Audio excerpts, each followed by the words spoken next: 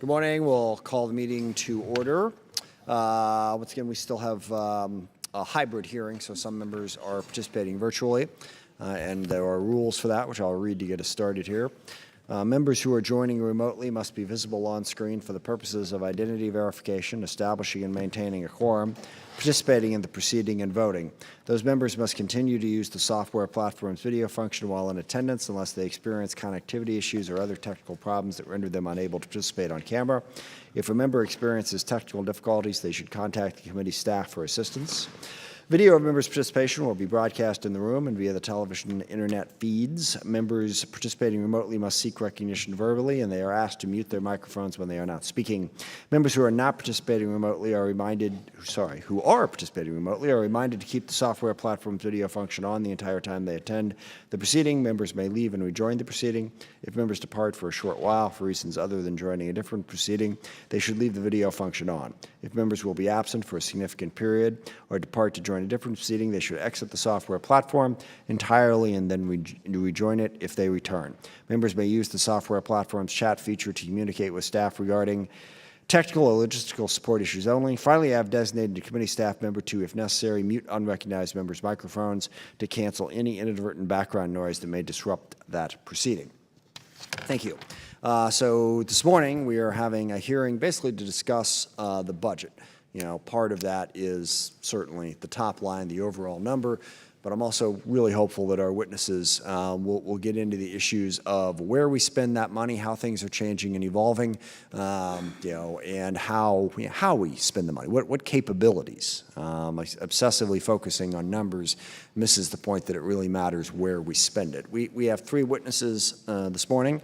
We have Dr. Stacy Pettyjohn, who is the Senior Fellow and Director for the Defense Program for the Center for a New American Security, represented on the rather awesome-looking screen, if I may say. Kudos to my staff. That's it's almost like she's actually here. It looks awesome. So, welcome. We have Miss Mandy Smithberger, who is the Director of the Center for Defense Information Project on Government Oversight, and Mr. Roger Zackheim, well known to the committee as former HASC staffer. Good to have you back, and is now the Director of Ronald Reagan Presidential Foundation and Institute.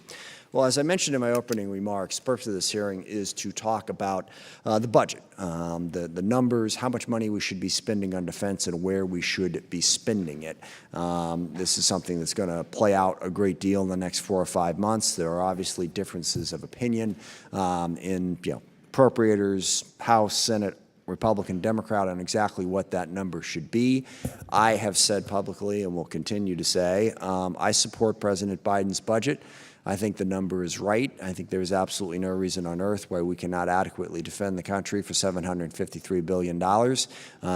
It is actually a larger increase than the increase we got from President Trump's budget last year. And I think we worked those numbers out perfectly fine. But part of the discussion is, if you think the number should be higher, tell us why. If you think the number should be lower, tell us why. But the other part of it that is really important is, where do those numbers come from? And those numbers come from the National Defense Strategy.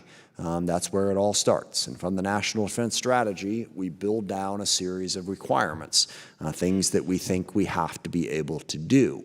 And most of the numbers that I've seen during my 25 years on this committee don't think too much further than that. Okay, well, it's in the National Defense Strategy. It is a requirement. Therefore, we have to spend the money. But the job that I want to see this committee do is to look at that. Well, why is that a requirement? Does that requirement make sense? Does that actually meet our needs? Was that a requirement that we came up with 25 years ago and just decided never to change our mind, so we keep moving forward? We need to really think seriously about those requirements all the time, but now in particular, because of the changing nature of our defense strategy and of the threats we face. We have all, very much familiar with the fact that Russia and China now are rising pure competitors at a minimum, and certainly the distinct possibility of them being threats. For the last 20 years, much of our focus has been on asymmetric warfare, transnational terrorist groups and their threat. That's a different set of priorities than having to figure out how to deter adversaries with the size and capability of Russia, China, and even emerging countries like Iran and North Korea. That requires us to rethink a number of those requirements. But also, the nature of warfare has changed in that how important information has become. In order to be successful, we have to, number one, be able to access a large amount of information. That part we've gotten fairly good at. But number two, we got to figure out within that incredible morass, what do we really need to know? How do we find the information in that pile? People often refer to it as trying to find a needle in a haystack. I always like the way a counter-terrorism guy said, no, it's like trying to find a needle in a needle stack. They're all important, but which one is the one we're looking for today and in this moment, and how do we find it? And then how do you get that information out to the people who need it in real time? It's great if some analyst, back at the Pentagon can see it, but what about the pilot, the ship captain, the infantryman out there on the front lines? Does he or she have that information in that moment, and how do we do that? And then, as we've all learned, how do you protect all of that so that an adversary cannot disrupt it or cut it off? We are not as good at that as we need to be. And also, there is the survivability question. Large platforms are simply not as survivable as they used to be. And I'm really struck by the swarm of drones issue. A weapon of war that is being used increasingly in the Middle East was used in the Armenian conflict, where for a relatively small amount of money, I think it's south of $1 million, you put together a swarm of drones that could pack an incredible punch. And the truly interesting thing about it is you can't see them coming. And I know I have been picking on the F-35 of late. The program is incredibly important, but it also deserves to be picked upon given the amount of money it's gone over budget and the difficulties we've had with it. But think about this, $75 million airplane, F-35, can't get into some areas that a swarm of drones that cost several $100,000 can. How does that change what systems we need, what requirements we have in order to get in and attack these places? So I really want to get into that examination of requirements, and I'll close with something that I've complained about a great deal. I mentioned that requirements get built, and once a requirement gets built, we accept that as therefore we must spend the money. I also see this in the combatant commander issue. Whenever a member is trying to advocate for spending more money on a given program, inevitably they will point to the fact that only 60% of the combatant commander's requests for this particular platform were met last year. Well, if you really look at that, we never meet the combatant commander's request. We never even come close, all right? Now, does that mean that we are desperately at jeopardy and are way underspending? Or might it also mean that we don't have the right requirements set? That we don't have the right mission statement for what we truly need to accomplish. And I think that's the question that I'm really interested in. At the end of that, it may well come out that we need a little bit more money, or it may come out that we need a little bit less. But we really have to understand what we're spending it on and how much we're getting for those dollars spent. Not just focus on, well, we need more. Isn't more always better? No, actually, in many instances, it is not. We got to make sure we have the right capabilities. So I look forward to the testimony and the questions and answers. And with that, I yield to Mr. Rogers for his opening statement. Thank you. And I would point out from the beginning, my friend, the chairman, likes to emphasize that this year's increase is larger than the president's last budget increase. However, it's basically a $4 billion cut in real dollars, and the last president over 4 years increased defense spending 13% over the rate of inflation. So if this president's budget proposal were carried over 4 years, it'd be half of what Trump did over his 4 years. But I want to thank our witnesses for being here. Today, the committee is hearing the views of non-governmental stakeholders on the president's defense budget. Over the past month, we've heard budget presentations from Secretary Austin, Chairman Milley, and each of the service chiefs and secretaries. To date, no one has been able to successfully put lipstick on this pig. The fact remains this budget is woefully inadequate. It doesn't keep pace with China. It doesn't even keep pace with inflation. In fact, it constitutes a cut of over $4 billion in real dollars. The budget cuts the number of Navy ships and destabilizes the shipbuilding industry. It slashes procurement across the board. It guts missile defense. It leaves unfunded over $25 billion in combatant commanders' priorities. It accelerates the divestment of critical capabilities for replacements before replacements are available, and it cuts the size of the Army, Navy, Air Force, and Marine Corps. We've heard a lot about this budget, how this budget invests in modernization while maintaining readiness, but it actually does neither. Accelerating divestments and slashing the budget for new ships, aircraft, and combatant vehicles saves $13 billion, but it undermines readiness by creating dangerous gaps in near-term capability. To make matters worse, the $13 billion savings are not being reinvested in the development of next-generation capability. In fact, those savings are not being reinvested anywhere in the DoD. Instead, they're being used to pay for a colossal list of far-left priorities. The President's proposing to swell non-defense spending by a massive 16%, and that doesn't count the nearly $2 trillion already wasted on a so-called COVID stimulus bill earlier this year that less than 10% dealt with COVID. Over the $4 trillion in new mandatory spending the President and Democrats are intending to ram through Congress later this summer. None of that money, not a single dollar, will be spent on the defense of this nation. We're going to talk a lot about the National Defense Strategy today and how to properly resource it, but by the looks of this budget, it appears that President Biden has already settled on a new strategy, and it's a stark departure from the past. Instead of deterring conflict with China through strength, we're inviting conflict through weakness. And if the President continues to underfund national security, we will lose that conflict. That's unacceptable. But it doesn't have to be that way. I urge my colleagues to reject this budget and work in a bipartisan manner to make necessary investments for our national defense. With that, Mr. Chairman, I yield back. Thank you. Dr. Pettyjohn, you are recognized. We'll see if it's working in a second, but I'm confident it will be. Go ahead. Thank you. Chairman Smith, Ranking Member Rogers, distinguished members of the committee and the staff, thank you for inviting me to testify today in the fiscal year 2022 defense budget. My remarks draw on a new Center for a New American Security report that I co-authored with Becca Wasser and Jenny Matuszek. According to Secretary of Defense Lloyd Austin, the $715 billion FY22 defense budget is focused on deterring China, the department's pacing challenge, and is biased towards the future. There are, however, signs in the FY22 budget that the next national defense strategy might not sufficiently prioritize deterring great power aggression, which requires developing a military capable of defeating a conventional attack and strengthening strategic stability. This is disconcerting because absent significant changes to the current U.S. force structure, considerable investments in emerging technologies, and the development of new operating concepts, the U.S. military could lose a war against a great power like China or Russia.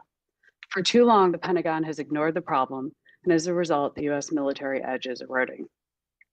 An example is the FY22 budget, which simultaneously funds advanced capabilities to counter China and Russia, sustains a high level of readiness, and maintains service and strength. This suggests that the administration is trying to do too much with too little. There are serious risks with this approach.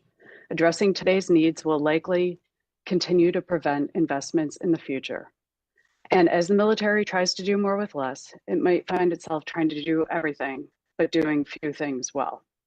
This is because it is unclear how the next national defense strategy will handle two critical issues. The first is the prioritization of threats. Will the department explicitly preference China and secondarily Russia over other challenges, or will it balance among an expanded list that includes persistent threats, climate change, and biothreats? Second, what is the primary role for the Department of Defense and the level of urgency associated with the China challenge? Should the U.S. military compete below the threshold of armed conflict today, or should the Pentagon focus on building a future force capable of defeating a great power adversary in a large-scale war tomorrow? It is unlikely that the United States can build a force for competition and warfighting within any credible top-line budget. In our CNAS report, we developed 3 strategies and associated force structures and tested them in a series of tabletop exercises on daily competition, subconventional territorial aggression, and large-scale conventional attacks. We found that the strategy we call full spectrum competition most closely resembles the Biden administration's current approach of balancing near-term competition with modernization and high-end deterrence. Notably, this strategy performed poorly against priority threats. It cannot defeat a large-scale conventional invasion of Taiwan or the Baltics, nor can it halt subconventional aggression. It also risks significant overstretch and technological overmatch. Similarly, a competition-focused strategy that builds a large visible force to actively contest daily military provocations and expects to deter through presence also fails to defeat both subconventional land grabs and conventional aggression. More optimistically, our analysis suggests that it is possible to build a force capable of winning one big conflict and overturning subconventional aggression within the current top-line budget, but only by accepting some near-term risk in subconventional competition against other threats and in other regions.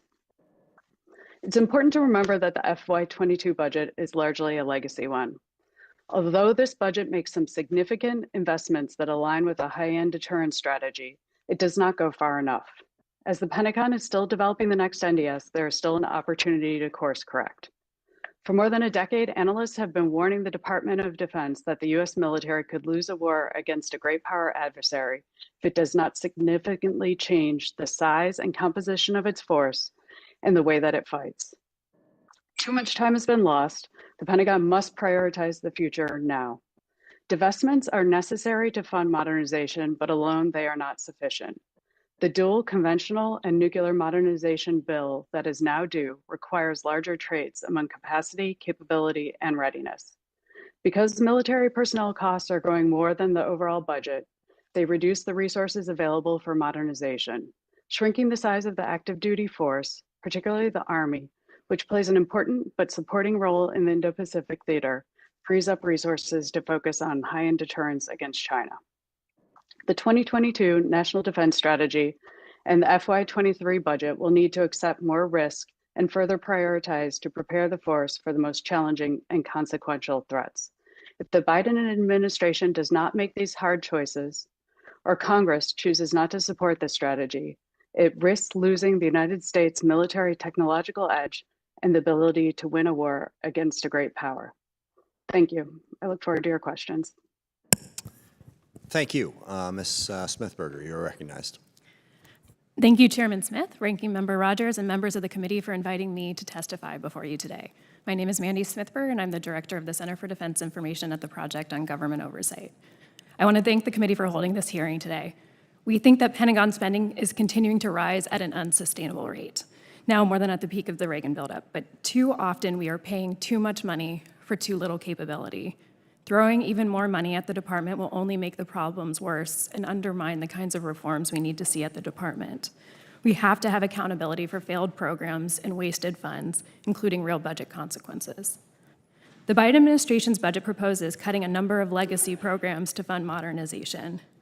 The department must make trade-offs and set priorities, but we worry that in too many instances, the department proposes getting rid of proven and usually cheaper systems in favor of immature technology that cost significantly more. The cost of failed or delayed modernization programs can be substantial. Over the course of a decade, the department had to cancel programs we'd already sunk $46 billion into. Many of those canceled programs promised leaps in technology that ultimately could not be affordably achieved. It's also vital that we understand the human cost of failed modernization programs. Delays can contribute to preventable accidents and loss of life. The National Commission on Military Aviation Safety found that maintenance and safety of legacy systems across the services deteriorated as leaders took resources from them for new programs. When there were delays in those new programs, the lives of the now under-serviced legacy systems had to be extended for years. While many have blamed readiness shortfalls on insufficient funding, the Commission made clear this was not the case, saying their primary fiscal concern is not the amount of money, but that they couldn't count on it. We have a responsibility to change course and save lives. I want to give you an example of a program in this budget that shows that new systems that are too expensive to maintain or upgrade can quickly become irrelevant legacies. This budget proposes retiring 4 littoral combat ships. We support this cut, but it's emblematic of wasteful spending that could and should have been avoided at the outset. It's not difficult to imagine a similar fate for the F-35. Low readiness rates and high maintenance costs have turned what should be a workhorse into something the Air Force Chief of Staff called a Ferrari, to be used sparingly. This is a case study of the massive waste caused by buying before we fly. If there's only one thing you take away from what I say today, we must make sure that we fly before we buy. We understand the need to speed up the acquisition process, but rushing unproven technology into production increases costs and undermines readiness. program should start with a process that meaningfully analyzes alternatives for new systems, leverages competition and prototyping, and enables oversight and transparency throughout the process. There are a number of areas ripe for cuts without compromising military effectiveness, and I'm going to tell you about three: the shadow workforce, the department's wish list, and nuclear spending. First, the shadow workforce. Last year, the department spent nearly $204 billion on service contracts. POGO's review of government data found that contractor employees cost nearly 3 times more than the average civilian employee. The Defense Business Board and the Pentagon have found similar trends. We urge more transparency and enhanced reporting to improve oversight and inform smart cuts. Second, the department's wish lists. Giving services and components 2 bites at the apple increases the already palpable pressure to increase spending. Congress should eliminate the statutory requirement, and all wish lists, whether they are submitted by statute or by request, should include recommended offsets within the component's own budget. Finally, nuclear weapons spending. In a single year, projected spending on nuclear weapons activities increased by 29%, or $113 billion. The upcoming nuclear posture review is an important opportunity to consider ways to reduce these costs. This year's budget also includes reforms we hope the committee will support, most notably eliminating the Overseas Contingency Operations account. We urge the committee not to resurrect this account or create new ones. The Department of Defense budget aims to address a number of major emerging national security challenges. Responding to many of these future challenges cannot be solely or even principally led by the department. Ensuring our security for the future will require balancing resources to enable the United States to make the best use of the power of our economy, the power of our diplomacy, and our capacity for innovation. For example, addressing China, climate change, and cybersecurity will all require whole-of-government approaches. We must rein in Pentagon spending and ensure that every dollar improves our national security and supports all of those who protect us. Thank you again for the opportunity to testify. I'm happy to answer any questions you may have. Thank you. Mr. Zakheim. Chairman Smith, Ranking Member Rogers, and distinguished members of the committee, thank you for inviting me to testify today. It's truly an honor to be back before this committee. My testimony, which I will summarize here, considers the strategic and budgetary requirements necessary to compete with the Chinese Communist Party, as well as other significant threats, notably Russia, Iran, North Korea, as well as terrorism, cyber, and digital threats. My approach reflects a peace through strength strategy that aligns with the findings and recommendations of the bipartisan National Defense Strategy Commission, on which I had the privilege to serve. Most relevant to today's hearing, I reaffirm the NDS Commission's endorsement of the 2018 National Defense Strategy, as well as the recommendation of a 3 to 5% real growth annum increase in the DoD budget. The Biden administration's FY22 budget request falls short of what is required to support the National Defense Strategy. The $715 billion request represents a real cut as it fails to keep pace with inflation. This departs significantly with the NDS Commission's recommendation of this 3 to 5% real growth that was generally viewed as the minimum necessary to sustain the NDS and keep pace with both current and future threats. The FY22 budget is below the $37 billion we required to get 3% and $52 billion below what it would get you to the 5% growth. Indeed, both represent substantial sums of money. But given the strategic environment, as well as resources our government is spending on other priorities, it is a prudent investment towards sustaining our peace and prosperity. This was true in 2019 when the Commission issued its recommendation. It's even more critical today with inflationary forces on the rise. Now there are some, including thoughtful voices on this committee, who reject the NDS Commission recommendation on the grounds that it fails to make real strategic choices or come to terms with fiscal realities. To those skeptics, I would point to the NDS Commission's recommendation, an admonition really, that anything short of this recommendation will require the Pentagon to, quote, alter the expectations of the U.S. defense strategy and our global strategic objectives. In other words, the choice is really binary. We either need to resource the strategy or change that strategy. If this Congress will not fund the current national defense strategy, then our civilian and military leaders owe you a new strategy that reduces our military missions and global posture. In my view, changing the strategy in such a manner would have a detrimental and dramatic effect on our national security. And the best I can discern from the Biden administration's nascent strategy and the first budget request is that military missions and mandates will increase, not shrink. As the Congress considers the defense budget, it ought to consider the conduct of its primary competitor, the Chinese Communist Party. The White House's interim national security strategic guidance rightly reaffirmed the Trump administration's assertion that the United States faces, quote, a growing rivalry with the more assertive and authoritarian China. And Secretary Austin correctly described before this committee the Chinese Communist Party's People Liberation Army as, quote, the pacing threat. In March of this year, Beijing announced a 6.8% increase in its defense spending despite the economic toll of the pandemic. And recent analysis reveals the annual dollar value of the PLA procurement is on course to eclipse that of the United States military by 2024. If this occurs, then by 2030, the United States will no longer boast the world's most advanced fighting force in total inventory value. This spending allows the CCP to fund an active force of 2 million and a Navy which commissions about 14 ships each year, including a new cutting-edge aircraft carrier. As the Pentagon's China Military Power Report outlined, the CCP is on its way to becoming, quote, a world-class military by marshaling the resources, technology, and political will to which over the past 2 decades has allowed them to strengthen and modernize the PLA in nearly every respect. Advocates of a strong U.S. national security posture often invoke President Reagan's peace through strength philosophy. But it's worth reflecting on the meaning of that core principle. At the height of the 1980s military buildup, President Reagan argued, peace is not the absence of conflict, but the ability to cope with conflict by peaceful means. Now, while this hearing is nominally about the defense budget, at its core, it is a debate about strategy. And the choices before you are clear. Option one, resourcing a strategy that would seek to prevail in the competition with China while holding off adversaries and spoilers in other regions. Option two, maintaining that strategy, but not resourcing it adequately and absorbing risk. Option three, as was laid out, more dramatically choosing a more modest strategy that would cede our military supremacy and really shrink to a regional power. The choice will determine the nature of our peace and the likelihood of us prevailing in conflict. Thank you, Mr. Chairman. Thank you. I appreciate all the testimony.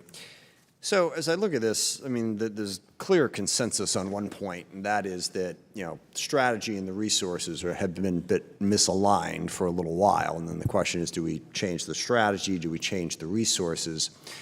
And a lot of what's driving this is, I think, what Ms. Pettyjohn focused on, which is, Russia and China. Could we go to, the Baltic states and the Balkans and win a war with Russia? Could we go to Taiwan and win a war with China?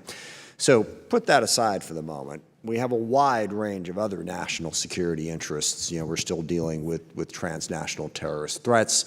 The great power competition is taking place in many instances in Africa, in Latin America, and elsewhere. It's not just in Russia in China and Eastern Europe. So there's a wide range of things we're trying to do. And also, as we've seen, global pandemics are definitely a threat to our national security. Climate change is definitely a threat to our national security. So we got all that stuff over here that we're doing. But it seems to me that the construct that I find, struggle with, that I don't necessarily agree with, is we have to be able to win an all-out war with China. We have to be able to win an all-out war with Russia. That seems to be what's driving the requirements. And I don't think there is any fiscal way to guarantee that, because China and Russia, they are big powers. If that's our mission, then yes, we ought to have a defense budget that's a lot bigger than it currently is. I think it is an unachievable mission past a certain point, and it is also unnecessary. We have to be able to deter China and Russia. But to think that we have to build our military in an era when China more than Russia, they're rising up economically. Our post-Cold War utter and complete dominance just simply wasn't going to last. It's not the way the world works. Other countries will get up off the ground and begin growing and building. So we've basically set up, we're chasing our tail here, trying to be able to defeat them in a war on the road, basically. That's not necessary. Okay, we need to be able to deter them. And by the way, the military is not the only way to deter adversaries from doing things that we don't want. But once you set that premise up, Once you say China and Russia are terrible, awful, and doing all of these things, we have to stop them. And the only way to stop them is to be prepared to win an all-out war. Well, then, yeah, you may as well push the button to infinity on how much money we can spend on defense. So I guess I'll start with Ms. Pettyjohn as an answer to this question. Why do we have to win an all-out war with China and Russia? Why isn't, I mean, adversaries far smaller than us have successfully deterred us for years for a heck of a lot less money. Why can't we do the same thing with China and Russia and not buy into this, like, endless expense? Thank you for that question. I agree that competition with China and Russia spans the whole spectrum of government, and that actually other departments and agencies should take the lead in the peacetime competition that's going on. But what the Department of Defense does and does best is deter wars. And you don't deter wars by hoping that you have the capability to stop them. You actually need to have the forces to prevent them from achieving their objective, what we call deterrence by denial. Just focus my question a little bit on that. What you have to be able to do is you have to make sure that your adversary decides that there's too much pain involved in starting the conflict. It's not a matter necessarily of winning. It's a matter of they look at this and say, okay, maybe I can win, but it's going to be too high a price. Am I wrong about that? Correct. You need to change their calculus where they wonder whether they can win or if they're willing to bear the costs. And what it sounds like you're suggesting a punishment strategy, which one could rely on, but the sort of gold standard of deterrence is deterrence by denial. And it doesn't require infinite resources and capabilities. You focus on specific missions that are related to the particular threat and scenario that you're focusing on. And if you narrow it down, it is something that our analysis suggests that we can do, where we can build a force that is capable of deterring by denial. What specifically aren't we spending money on now that in your analysis, do we need more aircraft carriers, we need more ships, we need more planes? What aren't we spending money on that could get us to this magical place of complete deterrence? It's not complete deterrence. Deterrence is always, a process and something that is in the eye of the beholder. In the near term, I think the biggest areas where we could improve are long-range munitions of various types. There are some of these in the FY22 budget, but not enough, in my opinion. Anti-ship missiles, anti-radiation missiles, anti-armor area effects weapons, and they make the capabilities that we have much more effective. We also could improve the resiliency of our forces through relatively inexpensive measures in terms of passive defenses on the bases that we have. As we look forward, I think we do need to invest in emerging technologies like artificial intelligence and autonomy and use those capabilities to help to ensure that we retain this edge over the long run, whether it's for conducting all domain operations or and just to reduce our personnel costs, which are one of the biggest parts of the defense budget. Yeah, thanks. And just quickly, Roger, go ahead and comment on that. Mr. Chairman, we always enjoyed discussing this question. I would just add to Dr. Pettyjohn's list by adding undersea capabilities. And I think part of the national defense strategy got wrong is that it was ambiguous in terms of what we were trying to deter and specifically where we are trying to prevail. No one's looking to invade mainland China, at least I'm not aware of it. But if you're looking at a Taiwan scenario, for example, there are real things we have to do, and we can wrap our arms around that in terms of real budget priorities by emphasizing the list that was just outlined by my colleague, and I would add undersea capabilities there as well. Thanks. Ms. Smith-Barger, do you have any comments? The only other thing I would emphasize is, as you were saying in your remarks, I think we need to be focusing on hardening our systems when it comes to cybersecurity risks as well. I think that's where we have dividends in helping our whole economy. Thank you. Mr. Rogers. Thank you, Mr. Chairman. I have never met Dr. Pettyjohn before, but I like the way she thinks. I agree with her opening statement and the answers to her questions, so I'm going to leave her alone.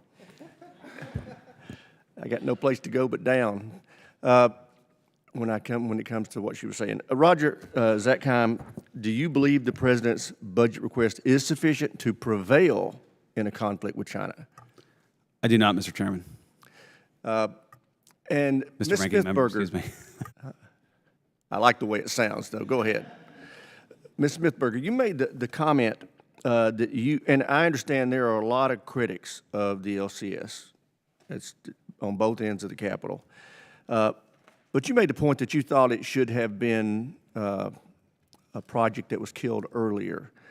But we've been talking here about the real threat in Taiwan, with China trying to militarily take control. Were that to happen, what would we do in those shallow waters if we didn't have the LCS? What other option would there be? So I think what we learned very early in the LCS program is that a lot of our assumptions about how it was going to function weren't going to work, that we weren't getting the kinds of manning concepts that we were expecting to have, that we weren't getting the kind of survivability and reliability. So it's not that it's not a capability that we need, but that this was not a platform that was actually serving our needs. So you don't think it would have achieved that goal in shallow waters around Taiwan with its shortcomings? Is that what I'm hearing? That is something I have concerns about, particularly, I think, across the platforms that we're buying, when we have so much complexity, that we're not having the kind of reliability that we need to be as lethal as we should be. Yeah, and I agree with that observation, but until we get it, I think we've got to have that platform because what we're hearing from our COCOMs is pretty ominous, particularly when it comes to that area, and I think it's imminent. So I think we have to be able to use that capability until we've got something better to replace it. You heard the chairman, Mr. Zackheim, make the point that we've either got to alter our strategy or alter our spending. Do you believe we have the right strategy now? And if not, what's the alternative? I believe the 2018 National Defense Strategy is the right strategy. The Pentagon, as was outlined by me and others here, needs to do a better job of executing against that strategy, both in terms of the operational concepts that would develop it and the resources and capabilities that we're discussing here. I agree with the chairman that if you aren't willing to resource that strategy, then come up with an alternative. My own view is that we got it right in 2018, and we need to execute. Great. That's all I got, Mr. Chairman. I yield back. Thank you. Mr. Larson.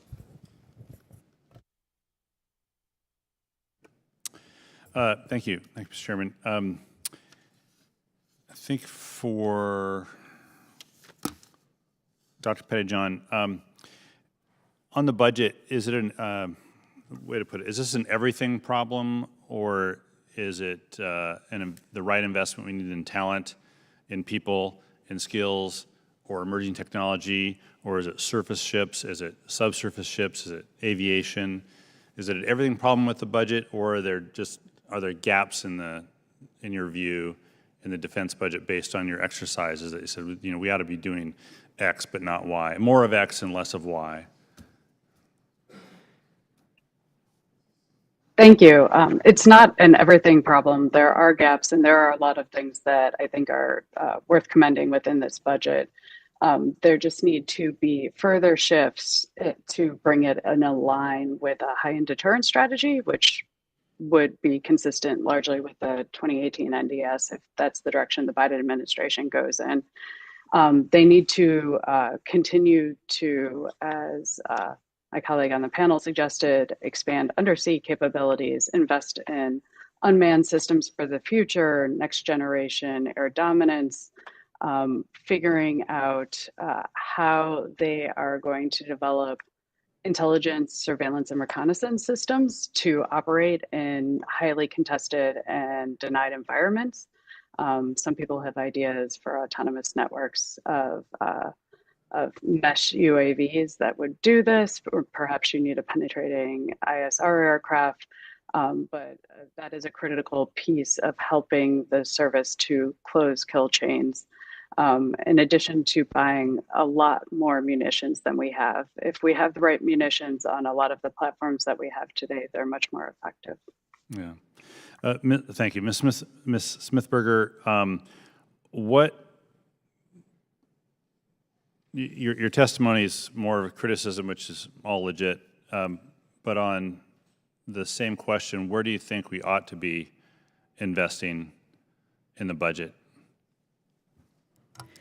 I would agree with a number of the areas that some of my colleagues have emphasized, but I think a lot of what we focus on is really how are these systems acquired, and I think we just want to make sure that we are doing this in a way that we are buying systems that are going to be reliable and serving our needs. I think the department has had a lot of trouble acquiring technology over the years, that it's made it difficult for us to have the kind of insights that we want to have. Yeah. Thinking ahead, I'm not trying to make the ranking member's argument, but let's assume that the budget's too low and that we need to invest in sort of things that we don't want to invest in order to get to where we want to be. Anyone on the panel believe that Congress would allow, after we achieve that magical state, anyone on the panel believe that Congress would allow us to cut the things that we are our legacy?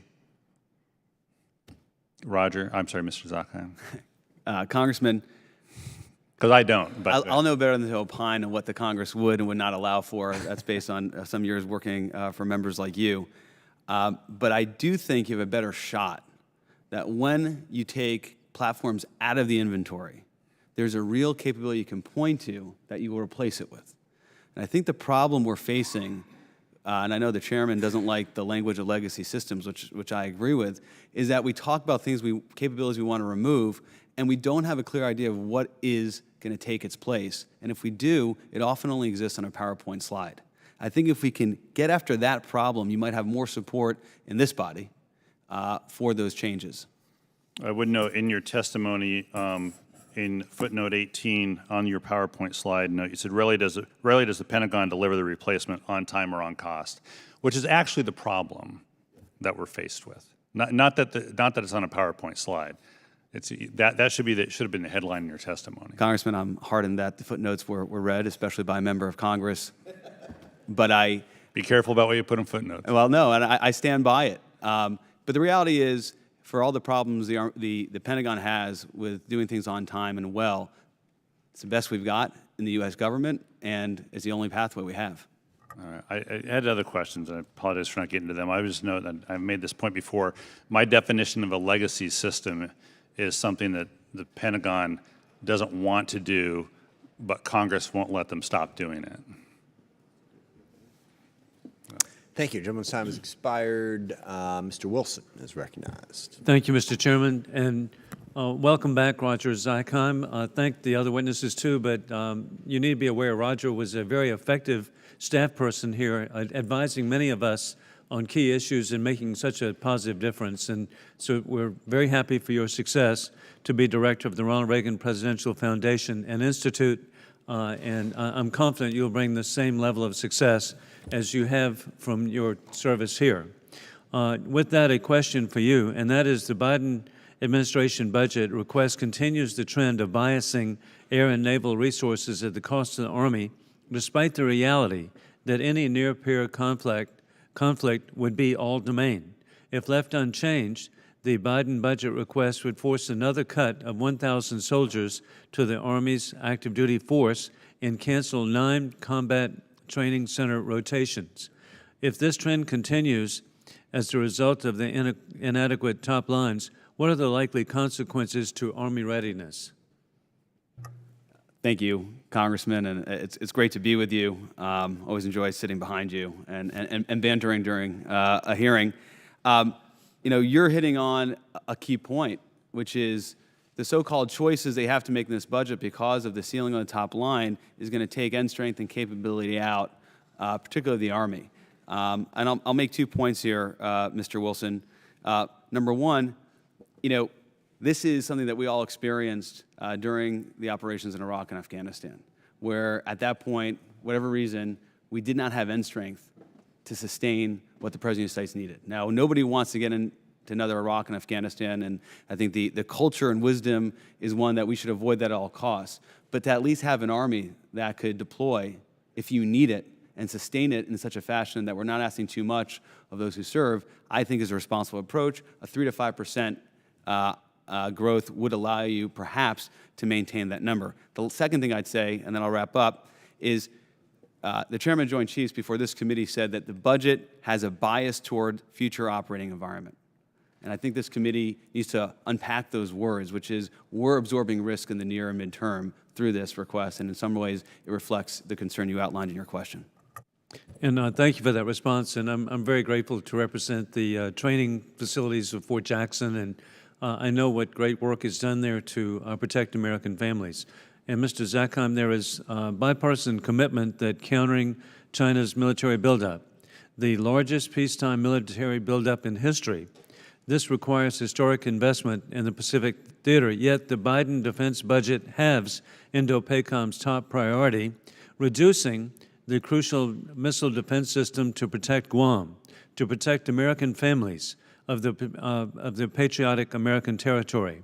It also omits funding for the Hawaii Homeland Defense Radar.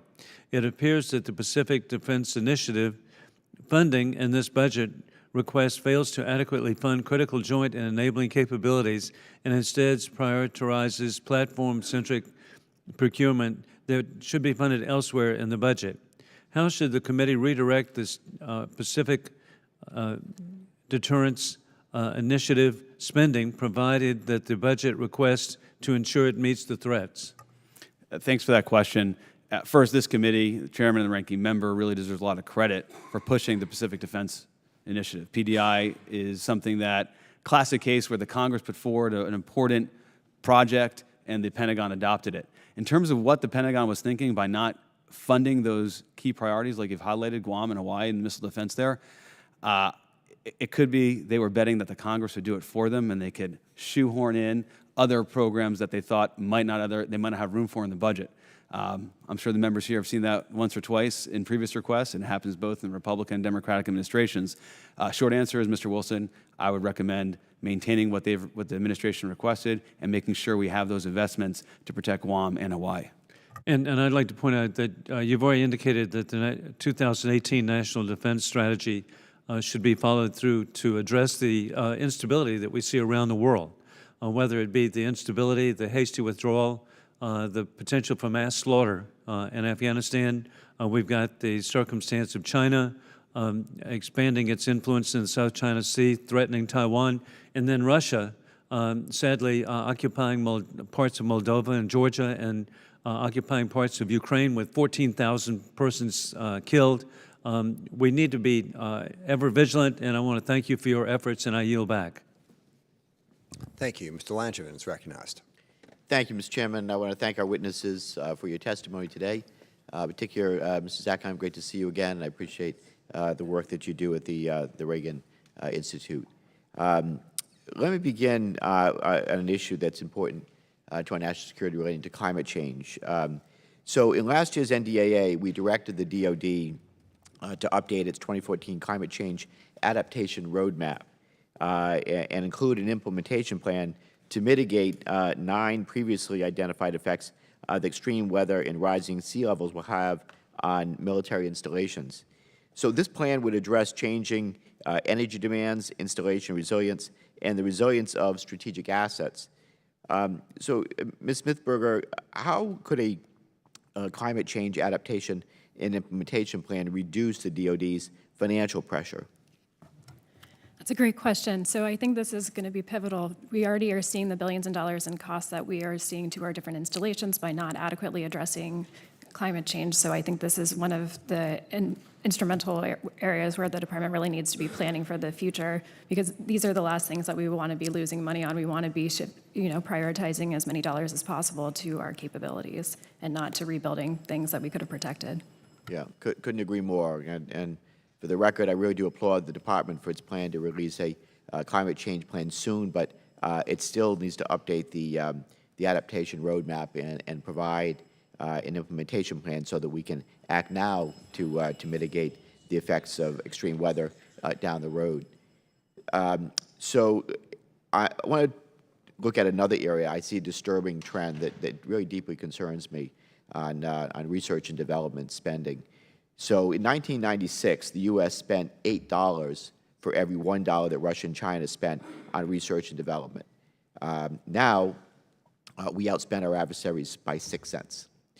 So while I'm happy that the administration is investing in R&D with the highest funding level to date, I have to say that I'm disappointed that within that top line, we've actually cut basic and applied R&D accounts.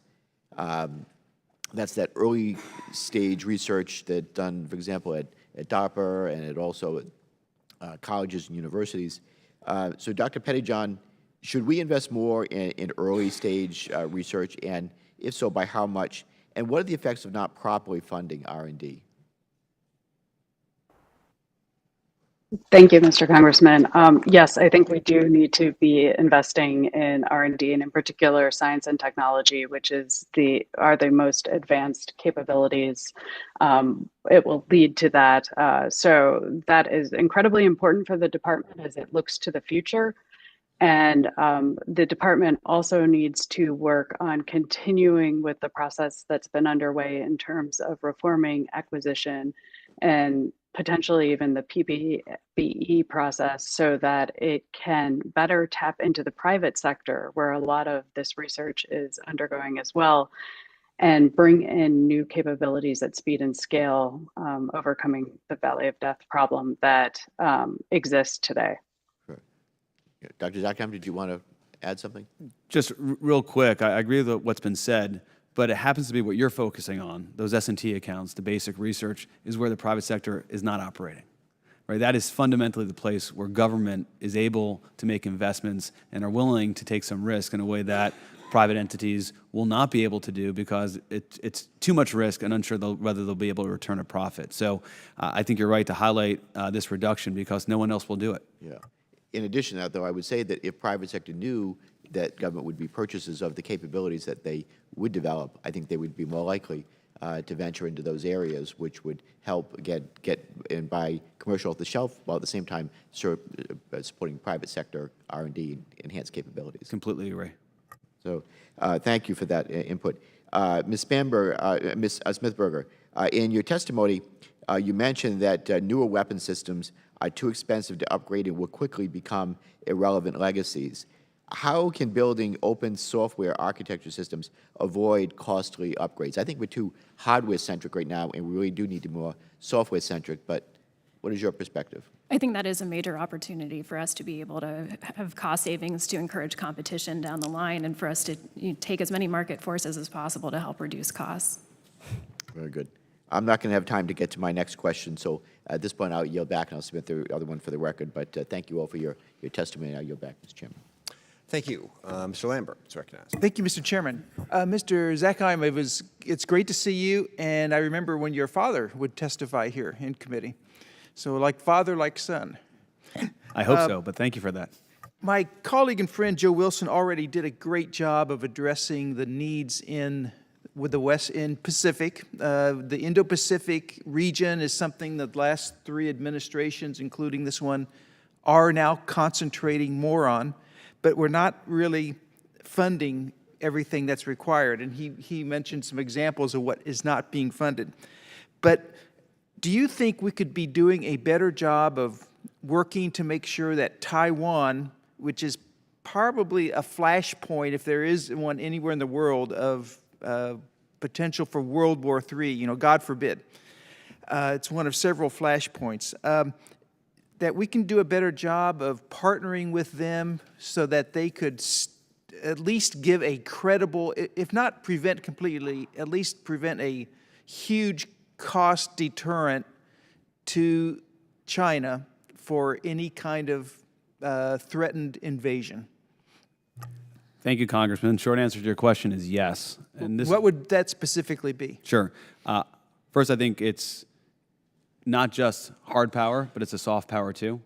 Very important for the Biden administration to continue to support Taiwan in terms of policy statements and the like. On the military side, you got to be cognizant of what Admiral Davidson said, that this is a near-term problem. Someone on this committee has characterized this as the Davidson window. And so making sure that we have capability today, and we're not taking capability out of our Navy, and that's present. It's kind of peacetime missions, but we know this is the center of gravity for the competition, is the key piece that we need to invest in. So making sure our assets are present in the region, and making sure we're exercising in the region, demonstrating that we have the capability and the will to defend Taiwan should such a scenario be required, but most importantly, to convince the Chinese Communist Party that they shouldn't exploit this window that Admiral Davidson shared with this community. Well, I want to be real specific about how we actually get that job done. Ms. Pettyjohn talked about long-range munitions. I think that that's a piece of the puzzle. You've mentioned earlier underwater capabilities. I think that's a piece of the puzzle. But what about anti-ship mining technology? Can we do better there? Anti-ship missiles, can we do better there? And short-range air power. I think all of that is important. I mean, the anti-access aerial denial issue has only become more complicated since the time I had the chance to work with you when I was on the staff of this committee. It's one that's quite a complicated thicket. Our fighter aircraft is challenged in a Taiwan scenario. That's no secret. We need to be able to have long-range munitions to deter any Chinese aggression there. So all the things you've outlined are spot on. But I want to emphasize it's so important that this is not something we're communicating that we can handle in 5 years' time or 7 years' time outside the FIDIP. We need to demonstrate we have the will and capability today. And a budget that we put forward before this committee needs to reflect that too. And lastly, changing gears entirely, NATO and Russia. Can we be doing a better job of providing to our partners and allies in Europe, Eastern and Western Europe, what it takes to give a huge, credible deterrent against an aggressive Russia? Yeah. Congressman, I'm glad you raised Russia. It seems to be the far second, and it should be kind of a closer second in conversations, particularly in this window that I'm discussing.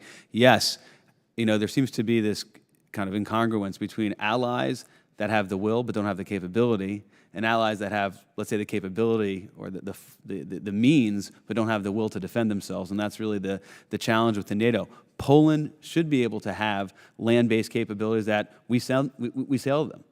We need to do more with the Balts in the same vein.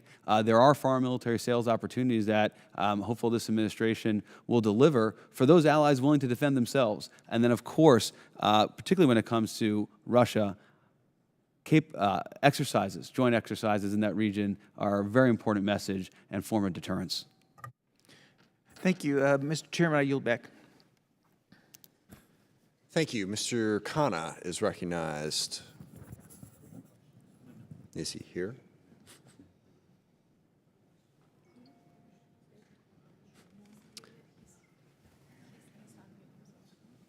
You need to unmute yourself, Mr. Khanna. At least that's what my staff is telling me.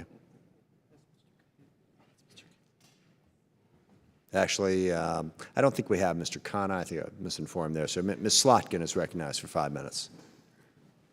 Pardon. I apologize. I have it here. Oh. Sorry. A voice from beyond. Mr. Khanna, you are with us. Yes, I've been here. Was I on mute? Yeah. I believe you are. But you are now recognized for 5 minutes. Go ahead. Okay, sorry about that. Mr. Chairman, thank you for convening this hearing. I would like to start by noting that we have one person from the Reagan Institute who wants an increase in the defense budget. Another witness who's saying, well, we want more money, not calling for an increase specifically, and only one really witness who is calling for a decrease. So I hope for future hearings that we will have a greater diversity. Yield for just one moment. Sure. Sorry, just for the record, that was not our intent. Okay. This played out a little bit differently than I expected it to. I mean, of course. Yeah, I'm sorry. We're pausing your time. I'll just get through this.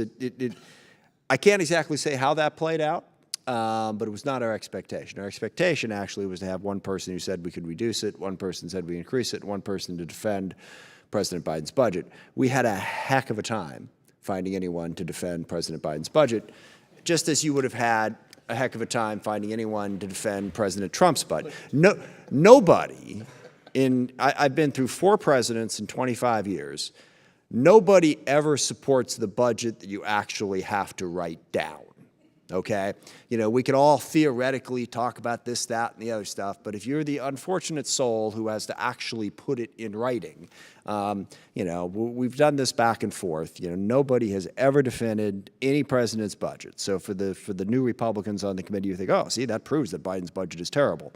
No, it proves that every single president's budget, because it actually has to be written down, it has to add up, you have to have the details, you don't have all of that comfortable gray space to play around in, gets more difficult. So it was our hope to have this be more balanced, and I do apologize to the committee for not having achieved that. But it was not our intent for this to play out the way it did. But that's why we've got you, Ro. you can carry all the weight on the other side right now. So we'll restart your time. Chairman, I have great respect. I have great respect for your integrity and your leadership, and I certainly don't want to imply that you or the staff would not have a balanced hearing. That was not my intent. My intent is just that somehow we don't agree on the president's budgets, but the defense budget keeps going up and up and up. It's sort of like the law of gravity, an immutable rule in Washington, other than when President Clinton was there and President Bush Sr. And I do think there are many organizations who are about strategic ways of reducing the defense while maintaining a strong national security. But let me begin with Mr. Zackheim. Mr. Zackheim, I appreciate your testimony. I read your statement very carefully. What was President Reagan's budget inflation adjusted at the peak of the Cold War for defense? Well, what I have here in my notes is in 1985, it was about 5.7% of GDP. That's the best I can answer you now. Yes. Go ahead, sir. Sorry. It was 610 billion inflation adjusted. That would be about 110 billion. And one of the things, I disagree very strongly with President Reagan, but one of the things I often say is that he confronted challenges that were unprecedented with the Cold War and had a huge challenge of national security. Do you really believe that we have more national security challenges today than President Reagan confronted in 1985? I do, sir, and here's why. The challenge with the Soviet Union, best I can understand, was fundamentally a military challenge. We have a similar military challenge facing the Chinese Communist Party. But what the Chinese Communist Party has that the Soviet Union does not have or did not have is this overwhelming economy that is rivaling and will potentially outpace the U.S. economy. So they have the combination of economic power and military power that the Soviet Union did not possess. In fact, as you know, all right. Go ahead, sir. Let me I don't want to cut you off because I have time and I would love to engage in the conversation more broadly. I disagree that China poses a more serious military threat than the Soviet Union did in the 1980s. I think George Shultz would disagree. Unfortunately, he's passed with that. Economically, I agree with you, but I think to think that China either is spending as much militarily as the Soviet Union was or poses a greater threat with than what the Soviet Union did, I think is to underestimate actually what President Reagan confronted. But it's a longer conversation. I just do want to point out that the budget is about 110 billion more than it was at the peak and height of the Cold War. And, I want to turn to Miss Mandy Smithberger because you've done a lot of work. You're very helpful with our TransDime hearing where we had a company that was basically ripping off taxpayers in a bipartisan way with the chairman's leadership, with at the time Representative Meadows and Representative Jordan's leadership. We got them to pay back $16 million to the U.S. government because they were monopolizing industry parts and then charging 1,000% more to the American taxpayers. Could you talk about the defense contractors? People often say, where can we cut? And I agree. Look, there are people on the committee who disagree with my view on not needing to modernize nuclear weapons. But could you talk about the place where we can cut, which is that defense contractors, the CEOs there make $20 million a year. They're not the ones wearing the uniform risking their lives. It's like, reminds me of All My Sons, the Arthur Miller novel. The people who are making the money aren't the ones risking their lives. There are a lot of members on this committee, honorable members, who risk their lives. I have tremendous admiration for them. But the defense contractors making $20 million a year, CEOs, average executive, $5 million a year. Why can't we cut that? It's outrageous. And how much would we save? So we could save tens of billions of dollars if we reduced our reliance on what we refer to as the shadow workforce or service contractors. And I think if we had a goal of trying to acquire systems that are less complex, that are easier to maintain so that our own personnel can maintain them, that we would be both more lethal and more effective as a consequence. And in the TransDigm instance, I would say that we really do need to strengthen our acquisition laws so that taxpayers don't continue to get ripped off, that we want to make sure that when something is considered a commercial item that is truly commercial, that is sold in like quantities on the market. In too many instances, suddenly something is characterized as commercial, and then the price goes up 100%, and we're not able to challenge that information to make sure that we are paying a fair price. These are small things that add up, and these are not areas that we should be wasting money. Thank you. Thank you, Mr. Chairman. Thank you. Mr. Whitman is recognized. Thank you, Mr. Chairman. I'd like to thank our witnesses for joining us today. Mr. Zakheim, I'd like to start with you. I look at this year's FY22 budget and see that all four of the service branches have a reduction in end strength. And listen, we know the Air Force, because of personnel moving over to Space Force, their reduction is smaller, but they still have exacerbated issues with pilots and maintainers to make sure they have what they need. The Marine Corps has kind of accepted a smaller and leaner force, but listen, the Commandant still, I think, speaks about how the Marine Corps has to reconstitute itself in order to make sure they're relevant in the areas that they need to be today. We talk all the time about a Navy that has to grow in capability and capacity, yet we see a shorting of at-sea billets in the Navy. So, we're seeing the two curves going in different directions. More platforms, fewer people operating those platforms. We see that exacerbated with collisions and also the problem of burning out our most talented with long deployments, and we've seen double pumping deployments. I mean, I can go on and on about those particular issues. And up until this year, the Army's billets continue to grow.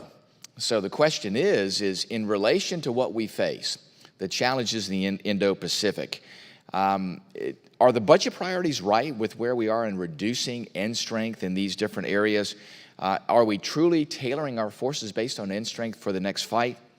And do we maybe need a little more drastic resource reallocation based on us, still hanging over from a CENTCOM-centric directive that the Department of Defense has continued to put in place for now almost 2 decades?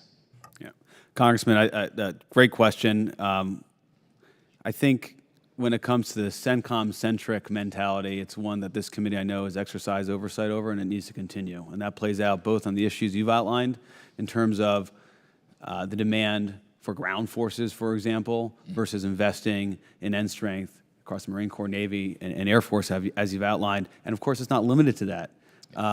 ISR requirements, the movement of assets, aircraft carrier comes to mind, out of Indo-PACOM into CENTCOM, all that needs to be revisited, and it's an area of the national defense strategy that the Pentagon has not done enough work on, which is not how do we reduce our presence or capability in the Middle East, for example, how do we do it differently so the high-end assets go to Indo-PACOM, and I think that is, I would align with what you're saying and highlight that point. Very good. Thank you, Mr. Zakheim. I want to now talk a little bit more in depth about the issue of the total picture of our nation's defense. President Eisenhower once said, "You will not find it difficult to prove that battles, campaigns, and even wars have been won or lost primarily because of logistics."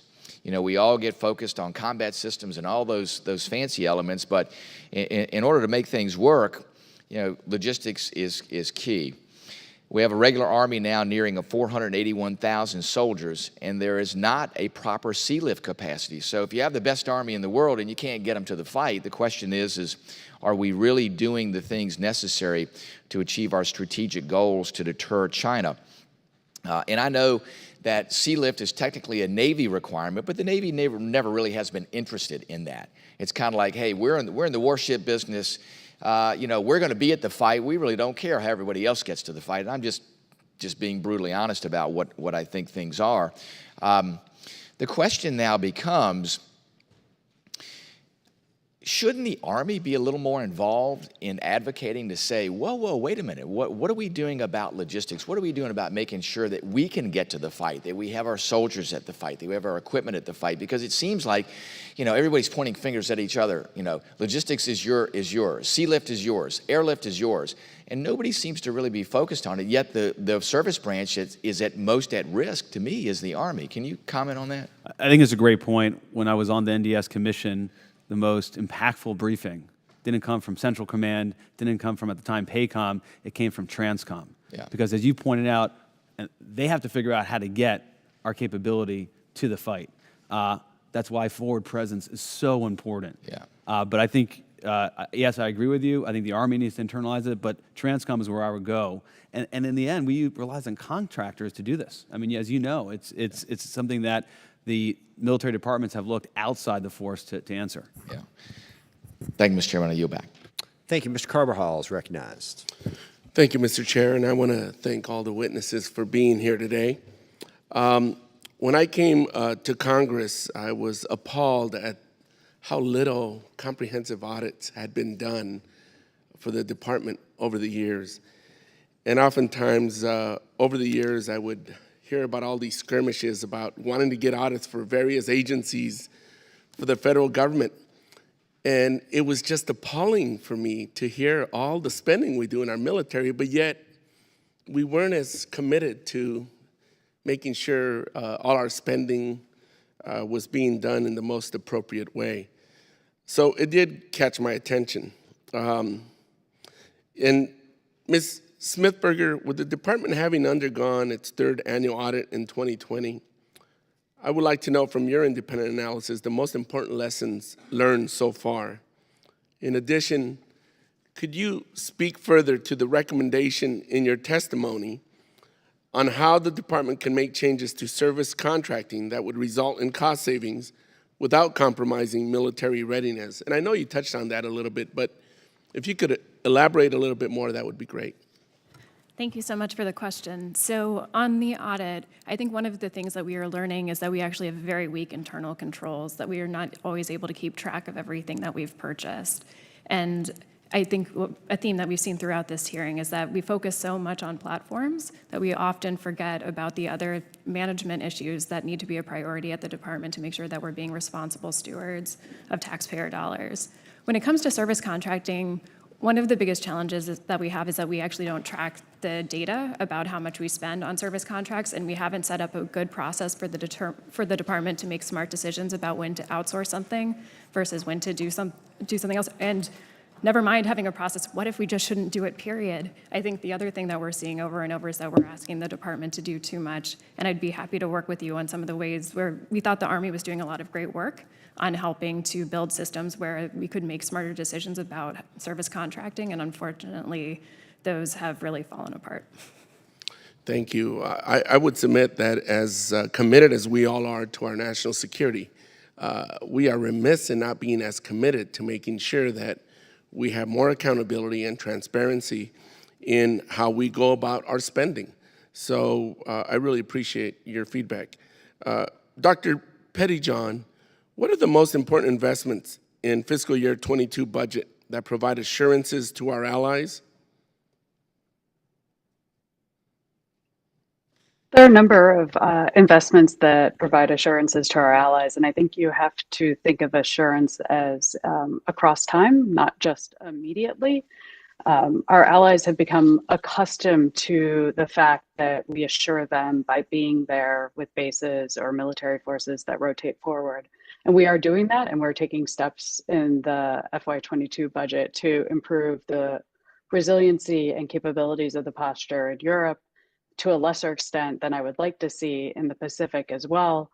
But our allies should also be assured by the fact that we're taking steps to modernize and to put in place a force that would be able to prevail in a conflict should one occur, because that strengthens deterrence.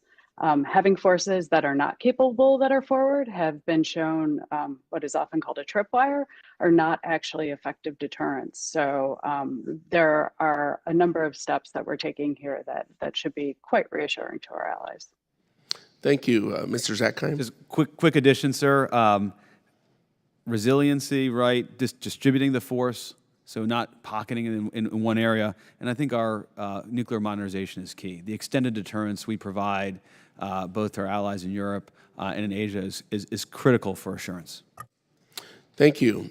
Dr. Pettyjohn, in your perspective, how can fiscal year 22 budget better balance the needs to preserve present readiness with long-term goals, including investments in emerging technologies? In addition, are there any programs or areas that you think the department is over-investing in? Thank you, Congressman. I do think preserving readiness is important. You've heard Generals Berger and Brown argue that we need to shift our mindset about readiness. We obviously don't want a force that is not prepared for the potential missions that it might be called on to fight. But we've gotten in the habit of considering ready forces ready to deploy and sending them on purely presence missions or to the Middle East to deal with insurgents or terrorists. And as we look to focus on great power competitors, I do apologize. like The gentleman's Russia, time has expired, so we will move on Sure. to Mr. Kelly, who's recognized for 5 minutes. Thank you, Mr. Chairman, and thank all you witnesses for being here. I just want to go back to an earlier point that you made, Mr. Zackheim. China is much more dangerous, in my opinion, than Russia ever was. And it's not just because of their economy. It's also because of their diplomatic efforts. Russia never had good allies that weren't forced to be allies. China is doing a much better job at least trying to incorporate allies. We're still way ahead in that game, but China is improving. Information, which is part of the dime, they also are very far advanced in that area, much farther and greater, I think, than Russia was in the height of the Soviet Union. Also their military and obviously their economic. I do want to talk just a little bit. In this budget, the president's budget, there's $617 million for climate change. I am a climate change, I'm all for climate change, but not in the military budget. That is $617 million. It does not go to building ships, to research and development, to paying soldiers, to maintaining equipment. So do you consider that part of the defense budget when it's not for defense? Thanks for that question. I don't know specifically where that $600 million is going. I do think it's important, like we think about the case of the Arctic, that if climate change is having an impact there, which it is, that our military needs to be ready to make that another area for the competition. It's clear that's where Russia is seeking to exploit. That, to me, is an important nexus point between climate change and the U.S. military. Last point on climate change, sir, it's a new mission. It's one that this administration wants to emphasize, and so we need to be clear in terms of how that's going to impact policy and budgets. And I'm fine with doing that. I just think the defense budget is not the place to do that. There are other places. I want to talk a little bit. We've always fought the last war, been prepared to fight the last war. If you go back to World War I, we didn't want to use tanks, we didn't want to use planes because they were unproven. We just wanted to use grunts on the ground. If you go back, World War II, we had all these great battleships, but we were not prepared for the carrier war.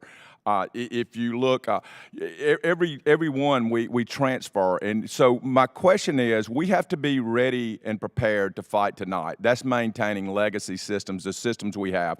We cannot divest in those until we have a true product that replaces them. I see right now we're managing that risk, but I think people are talking about the future, about things that we may have but we don't have yet. We have to build real ships, real airplanes, real drones, all those things. But we're talking about concepts that people aren't doing. So are we really preparing for the future? Are we investing in the right things? Are we replacing systems? Are we replacing them when we have something to replace them with? Or are we replacing them with ideas that may or may not come to fruition? I agree with those comments, sir. And I think you have to, I'll bring up General Milley's testimony for this committee, that this budget has a bias towards future operating environments. That is to say that they're going to absorb risk. This budget absorbs risk in the near term. And when you think about the Davidson window, that could be a strategic mistake on our part, because that may be where the Chinese Communist Party would seek to exploit. And if they do seek to exploit in that window, we're going to need the types of capabilities that are in the inventory today. And we ought to be careful not to remove them unless, as you point out, there's something else that can be in the inventory to replace it. And the final point I just want to make is I think we have to be prepared to fight today. I think that is necessary. But I also think we have got to redo the way we acquire stuff in the military. We acquire ideas. We need to go after capabilities, be very specific, and we need professional contract lawyers, not generals, running the acquisition program who take them to task and make them, if they say they're going to deliver this for X dollars, then they deliver that, or either we don't pay the contract. But we also owe a duty to our industrial base that when we ask them to do something and commit for them to build something, we can't then withdraw the contract and lay people off by the thousands because we changed our mind or we want something new and more shiny. So how can we reinvent the acquisition system to get professionals who are doing the contracts, who get us the products that we want and deserve at the cost that we agree to? Well, I'm going to channel President Reagan here. Competition is the only thing that increases quality, all right, and increases the quantity, right, with the price going down. That's where I would go follow. Thank you. Ms. Slotkin. Thanks to the witnesses for being here. Mr. Zackheim, good to see you again. I guess if you can help me understand, you're calling for this 3 to 5% increase in the top line. Can you fill in, show your math a little bit? Where did that number come from? What's the basis of that? Thank you. It's great to see you, Representative Slotkin. It's from General Dunford and Secretary Mattis, and it was actually their testimony before this committee what was required to sustain the previous defense program, that is the program before we had the 2018 National Defense Strategy. On top of that, for this year's budget, you have the unfunded requirement, as well as deeper investments in the RDT&E accounts, where I would emphasize, and then holding off on the legacy platforms this budget would take out in terms of ships and aircraft and the like. You do that, and you quickly go to the kind of end pocket of that 5% real growth. You're way beyond $50 billion. And so, you know, if the top line weren't raised, I mean, I think we could probably both agree, and probably all of our witnesses agree, that it's not like there's not fat in the Pentagon budget, right? There's fat in there. There's no way. So given that you are not in government, you are not a HASC staffer anymore, tell us what you would do if you were king for the day and had to make up that 3 to 5% by cutting from existing fat. First, I would thank you for the opportunity to be king for the day. You're welcome. It doesn't happen anywhere, especially my home. But it's managed radically inside the department, and let the Office of Management and Budget and the President of the United States publicly tell the Secretary of Defense that whatever you find, you get to reinvest. And this has been a consistent failure. You've seen it in your time in government, where the Department of Defense was told to find savings that they could reuse, both Republican and Democratic administrations, and ultimately OMB said, I'd like to take that back. Where would I put it? R&E is a key place. Obviously, some money towards readiness. No, where would you take it from? We Well, all have ideas of where we yeah. would put it. It's taking it that's the problem. So you're not up for re-election here. So why don't you tell us where you would take it from? All right, I would go into programs of record, and I would compete the hell out of them.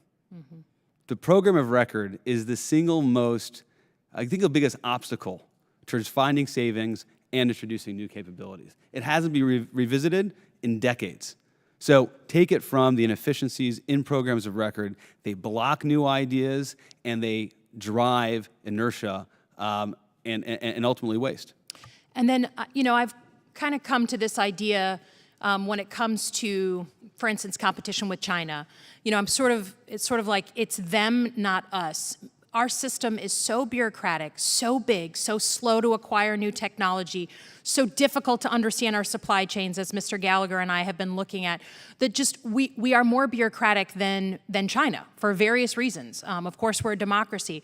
Are there processes at the Defense Department that should be changed in order to save money? Not just programs of record, right, a big system, for instance, but processes. I think the budget process needs to be changed radically. You have to go back to Secretary McNamara in terms of the process the department follows today. Now, obviously, I'm channeling a different Zackheim here in terms of expertise, but it's mind-boggling that we have $715 billion budget and we're using a budget process that comes from the 1960s. Fortune 500 companies, small companies, would look at our process and laugh.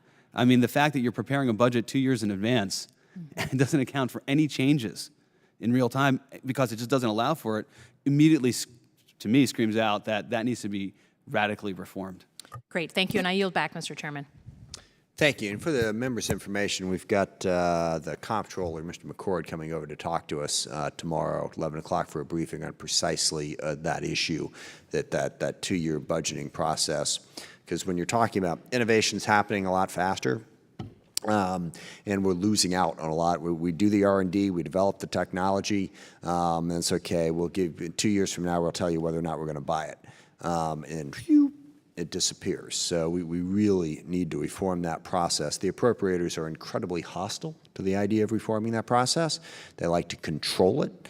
But here is where I think congressional control is undermining what we need to do to really, spend money efficiently at the Pentagon. So that's a recommendation for tomorrow's briefing, 11 a.m. with Mr. McCord. Mr. Gallagher, you are recognized. Well, it's taken us an hour and a half talking about threats to America, but I'm glad we finally identified that the appropriators are among them.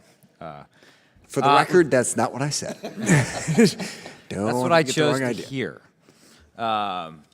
Let's talk a little bit about the Davidson window. I wish I would have trademarked the term, Mr. Zackheim, but I'm glad that you mentioned it. I assume, based on your comments, that you agree with what Admiral Davidson said in terms of within the next 6 years, the Taiwan scenario could be likely, and maybe talk specifically about what how you think the Olympics plays in that.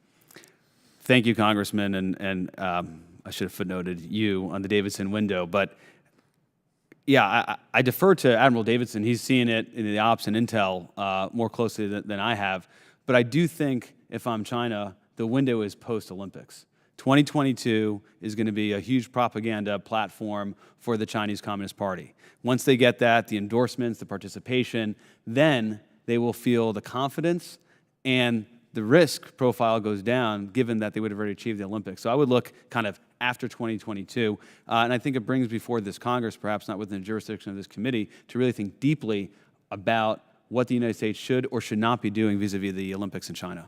I guess for the rest of the panel, do you disagree with Admiral Davidson's assessment, or maybe put differently, do you disagree that it makes sense, regardless of how likely or unlikely you think an attempted invasion of Taiwan is, do you think it still makes sense to plan around that most dangerous course of action by the PLA, if that makes sense?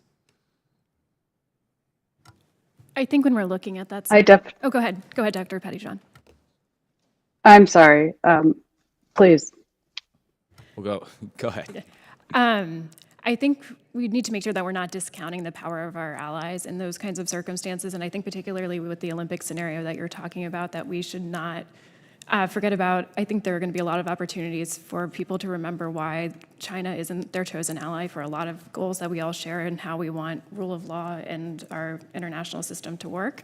So I think there are opportunities for us there in addition for things for us to be worried about. Dr. Pettyjohn? I agree that's a scenario we should be focused on and that we have to balance risk across time. But I think there are many of ways to do that don't mortgage the future, because if we focus too much on the present right now, we won't be making the investments that we need to modernize our capabilities and get those leap ahead technologies. So it seems we all agree we should be planning around that scenario. I mean, if you had a minute with the Secretary of Defense, and he asked, what is sort of the one thing we could do to deter, not win the conflict, deter the conflict over Taiwan from happening, what would be that one thing? We'll start with Mr. Zackheim. In this respect, I think it's a combination of presence and policy, statements that we are there to support Taiwan, the free people of Taiwan, and third thing, weapon sales. Ms. Smithberger? I would just reemphasize the policy aspect, and again, that we need to focus on hardening our system so that we can show that we are going to be strong against them. Ms. Pettyjohn? Long-range munitions and improving the resiliency of our existing posture in the Pacific. Great. And finally, Mr. Zakheim, I thought your response to Mr. Kano was quite good in terms of, I think what makes this competition more complex is just the economic component of it. My own view is slightly different. I think the primary threat is neither military nor economic per se, but rather ideological. I think if you sort of interrogate what the CCP has said recently, they've gone to school on the failures of the Soviet Union and concluded, she himself has concluded, that part of the reason they failed was insufficient commitment to the party and its ideology. And I think the real threat posed by China is that they're offering a model that we may not understand as attractive, but a lot of people around the world could understand as attractive. So that's less of a question, more of a comment, but I'd be curious if there are any quick lessons based on your knowledge of Reagan that we can learn about the nature of ideological competition. I think it's actually our advantage, because I think from the ideological standpoint, freedom wins. And I think that's a lesson from Reagan. He started everything with the Soviet Union talking about freedom and talking about the plights of dissidents before he got into the economic or the military issues. Michelle. Thank you, and thank you to all our witnesses for being here today. Ms. Smithberger, I think it was really interesting you pointed out the cost of privatizing so many of the jobs in our military. I was in the military at a time when I think just about every flag officer made an extra star by privatizing some portion of our workforce, and I think we're seeing the results of that now. Over the past few months, in talking to sustainment officers and acquisition officials about the amount of risk we are taking on with certain modernization priorities, there are places where we're spending so much time and money shoring up weaknesses today without enough attention being paid to the long-term sustainment costs that these programs are going to incur. So I think we can all agree that modernization is a critical effort. But I'm starting to fear that we're boxing ourselves in by throwing all of our resources at programs that are effectively going to eat our innovation budget in years to come. So can all of you provide your assessment of the DoD's innovation enterprise? Are we investing in a cost-effective way? Are we prioritizing short-term gains at the cost of long-term sustainability? I just would be very interested in your thoughts in that area. Thank you. I will go ahead and go first. So I think one thing I would really underscore is as we pursue this innovation, something that the department's starting to emphasize more that I hope Congress will support is that we get the intellectual property rights for some of these things, because that's going to really be key to being able to control costs later down the line. And that's, again, where I think it's important to have some real budget consequences for some of these kinds of programs as well, because I think that without that, we are going to continue to see poor performance, to see programs have huge cost overruns, and that it's going to eat into other priorities. I think accountability is just so important. And what do you see as the consequences in program areas that we do not have the IP rights per our contract? So that's where you get the TransDigm kinds of situations, where you get companies that are able to buy the suppliers for these different kinds of parts, and where we see prices go hugely over cost, where we aren't able to get cost or pricing information that we need to in order to be able to control those costs, where we don't have the kind of acquisition workforce that we need and have them be empowered. We're probably underinvesting in the Defense Contract Audit Agency as well. I think if you know that there is going to be someone looking over your shoulder, you're going to be a much better steward. Just a little bit of disagreement there. I think if we're trying to modernize the force for the digital era, we need to introduce software. Software in the commercial sector is all about maintaining the IP. The way that I think we could incentivize those low prices or lower prices is by having competition in the program of record when it comes to software. I think that's a much better course of action than trying to own the IP and asking DCAA to enforce. I think that's failed us when hardware was the rule for acquisition. I would not recommend it when it comes to software. I would just add that in terms of the innovation enterprise, you see that you want to innovate by encouraging the services to compete and fostering a healthy competition among them. And I think that Deputy Secretary Hicks is attempting to do that, to encourage them to and reward them with a larger share of the budget if they come up with innovative and cost-effective ideas that make a difference on the battlefield. I would also point out that the operations and maintenance costs of our older weapons are growing significantly and are one of the big things that consumes a large portion of the budget today. Thank you. And Dr. Pettyjohn, I can't help but ask if you would just expound a little bit upon your comment that we need to focus on long-range munitions, something really, I think, critical to our workforce in my district. Absolutely. And all of the war games I run, we run out of munitions. We don't have the right ones, which means we have to put our forces at risk. So we need long-range anti-ship missiles. We need long-range anti-surface missiles, anti-radiation, and anti-armor munitions. That means we can launch strikes from farther away and enhance the survivability of our forces. Thank you so much, and I yield back, Mr. Chairman. Thank you, Mr. Bacon. Thank you, Mr. Chairman, and appreciate our panelists today. My first question is to Mr. Zakheim, and then I got some other general questions for the whole panel. I think the current administration and the previous ones made a very strong case why we need to have a military focused on China, the rising threat with to include the economic side of it and the military side. And there's portions of their military that are more advanced than ours, like hypersonic weapons. What concerns me, though, is the actions do not match the words in this administration. This budget is a 1.7% increase in spending, and it was made at a time we had 2 to 2.5% inflation. So, Mr. Zakheim, to me, that equates to about a $5 billion cut. What's the analysis you have there? I think your numbers are accurate. If you're not growing, you're falling behind, and particularly in a competition. And that's why today I've advocated for the recommendation from the National Defense Strategy Commission to see that top line not only have real growth, but get to this 3 or 5% window. And I think a lot of the capabilities that my colleagues today have said we need, not just to prevail in the strategy kind of in the Middle East and Europe, we might absorb risk there even at a 5% increase scenario, but to at least do what we need to do in Indo-Pacific, we're absolutely going to need real growth. So in reality, we're looking at about a 1% cut in our defense budget. At the time this budget was made, now this month we're looking at 5% inflation. And I saw a number yesterday, 7%. We're talking a $30 to $40 billion cut in real terms if those numbers hold true. Again, the actions of this administration is not matching the words of trying to get a budget that meets the Chinese threat, and I just think we have to make that clear. I want one more question for Mr. Zakheim. Is our budget taking us the right direction to sustain our nuclear modernization, particularly in the ICBMs? Thanks for that question. This budget fully funds. It's $28 billion towards modernization.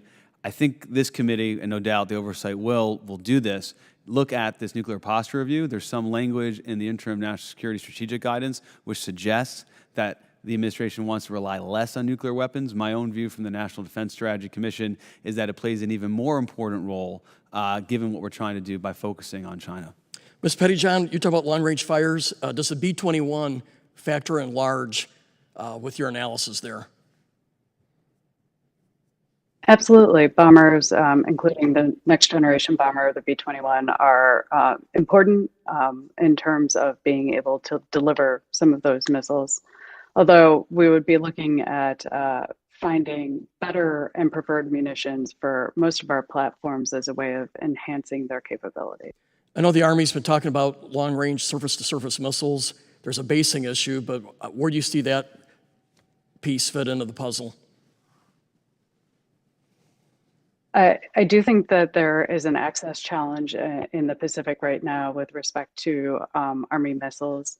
You do imagine that they could be useful in some situations for hitting fixed targets early in a conflict, but they are reasonably expensive and need to have a lot of range in the Pacific because it is a very large theater. I'm the co-chair of the Baltic Security Caucus. So really to anyone on the panel or any of the panelists here, are we doing enough to deter for our 3 Baltic countries? Is there more that we should be doing? Curious for your assessment. I had an opportunity to go to Lithuania pre-COVID. Seems like a long time ago, but it wasn't that long ago. Military sales are critical. Cooperation on cyber, which this committee led on years ago, continues to be something that they focus on. And then the distributive force out of European Command, some level of presence there makes a huge difference, not only in the straight-up deterrence by denial concept, but also in the psychology and support and assurance of our allies. Anyone else? I would just add that the Army is making improvements and stocking the pre-positioned heavy equipment in Europe, but it's still in Western Europe, and it has to get to the East if in the event of a conflict. So we could do more in terms of putting heavy Army forces farther or forward to the East, and make sure that they have the right enablers in terms of air defenses and rocket artillery that is long range enough to allow them to overmatch the Russians. What I'll do is I'll just close on this point. I've asked the administration to consider some permanent basing options for the Baltics, because ultimately a U.S. flag is probably the most important thing for deterrence. So with that, Mr. Chairman, I yield back. Thank you. Ms. Jacobs is recognized for 5 minutes.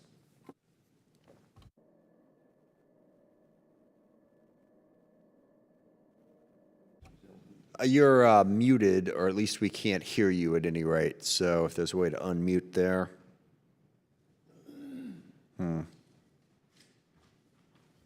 Thoughts? No. Sorry, you're not muted. Go ahead. Nope. Sorry, you have technical problems and we're not hearing you. We will attempt to resolve those technical problems here shortly.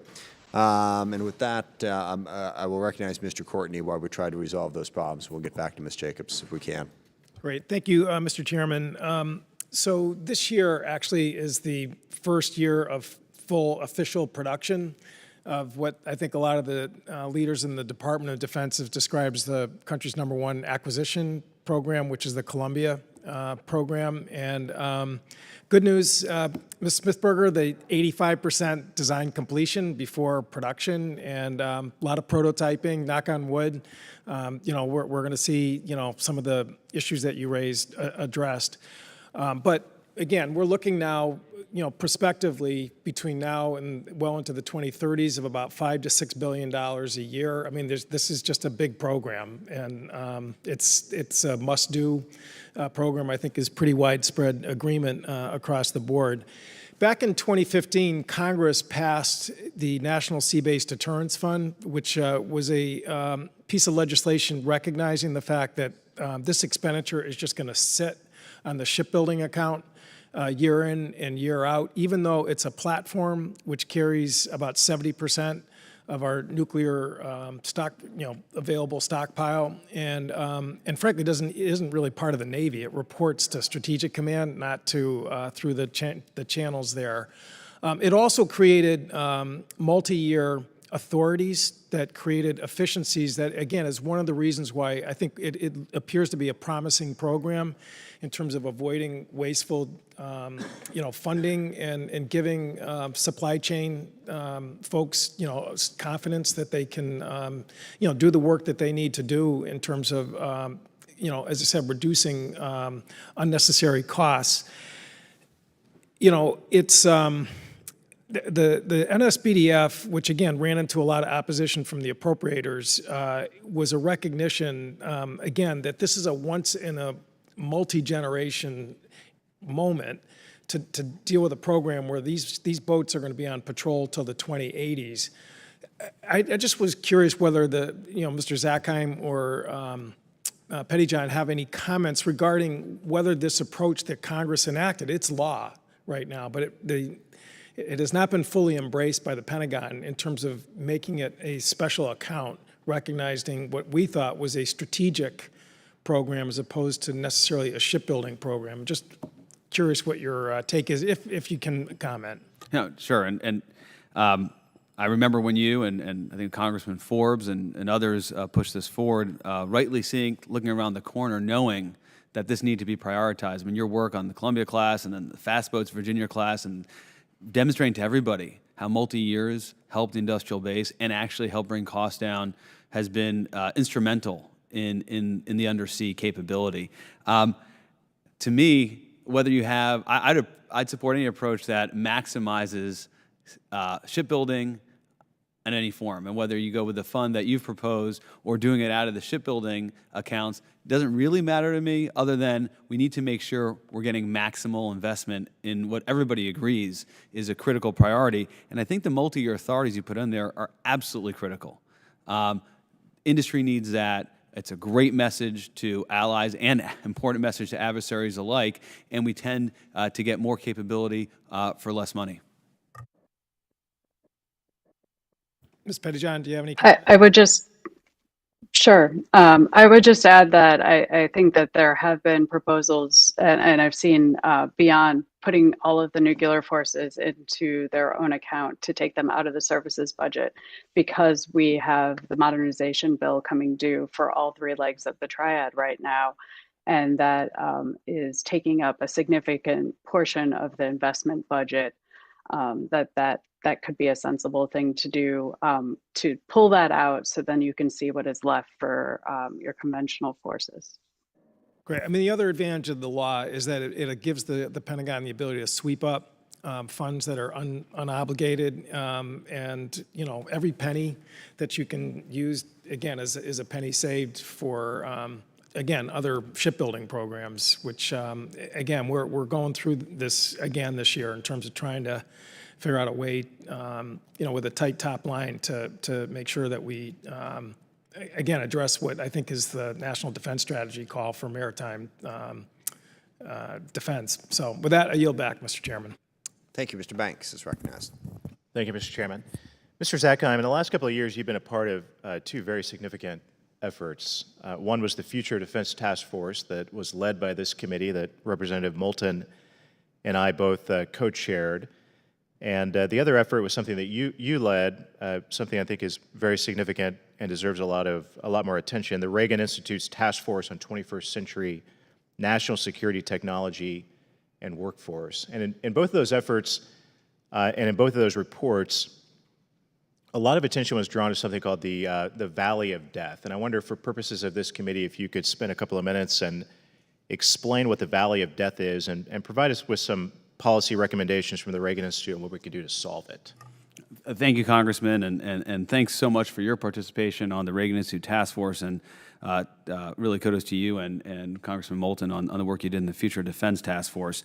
The Valley of Death is one of those metaphors that is spot on accurate. You can't accuse it of being kind of overly dramatic. It's when you have investments in RDT&E, you have something that might get some pilot funding, but it can't enter a program of record.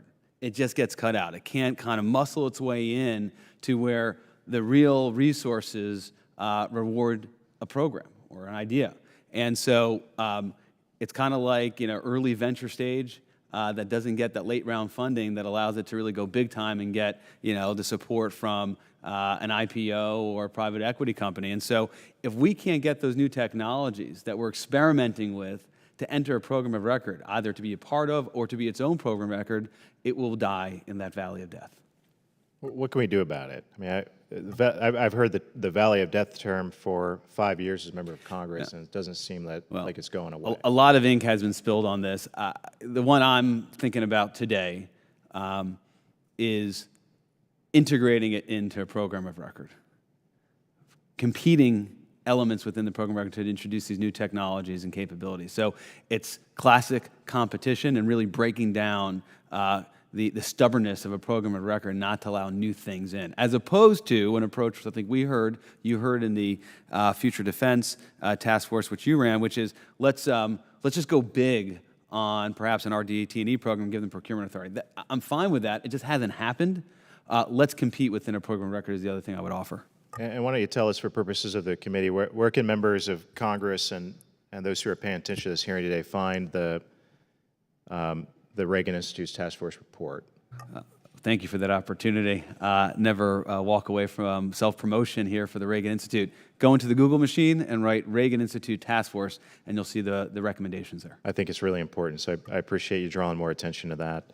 I know there's been a lot of attention today drawn toward the president's budget, overall budget. And I wonder, Mr. Zackheim, can you, again, I know it's repetitive, but again, give us a sense of how this budget lines up with our greatest and growing concern of a rising Chinese military, especially the Chinese Navy. Is this budget submission by the Biden administration, is it good enough for us to compete with the greatest adversary that we face on the globe today? Yeah, thank you for that, Congressman. I think I stand with the statement of the chairman of the Joint Chiefs who testified before this committee, like I mentioned before, that this budget has a bias toward future operating environments. And that bias, to me, I understand it to mean absorbing risk in this near-term window. When we think about the Davidson window, which I had a chance to discuss with Congressman Gallagher, right, we're exposing ourselves too much in the short term, and that's reflected in this budget by taking out inventory of platforms that could be useful within this 5-year window. So I would say that is the biggest highlight I have in terms of what the risk is. Good things going forward, I think we could do more, but I like the investments in RDT&E. It should be celebrated. I like the investments in terms of nuclear modernization. But as you know well, Congressman, you've done this work, the near-term window is one we have to be very close attention to, and if we invite a vulnerability, it very well may be exploited. Yeah, I have grave concerns that we aren't doing enough, but I appreciate that feedback. Mr. Chairman, I yield back. Thank you. We will give Ms. Jacobs another try. All right, can you hear me now? Yes, we can. Go ahead. All right, victory. Thank you, Mr. Chair. And thank you to our witnesses for being here. I wanted to start with you, Ms. Smithberger.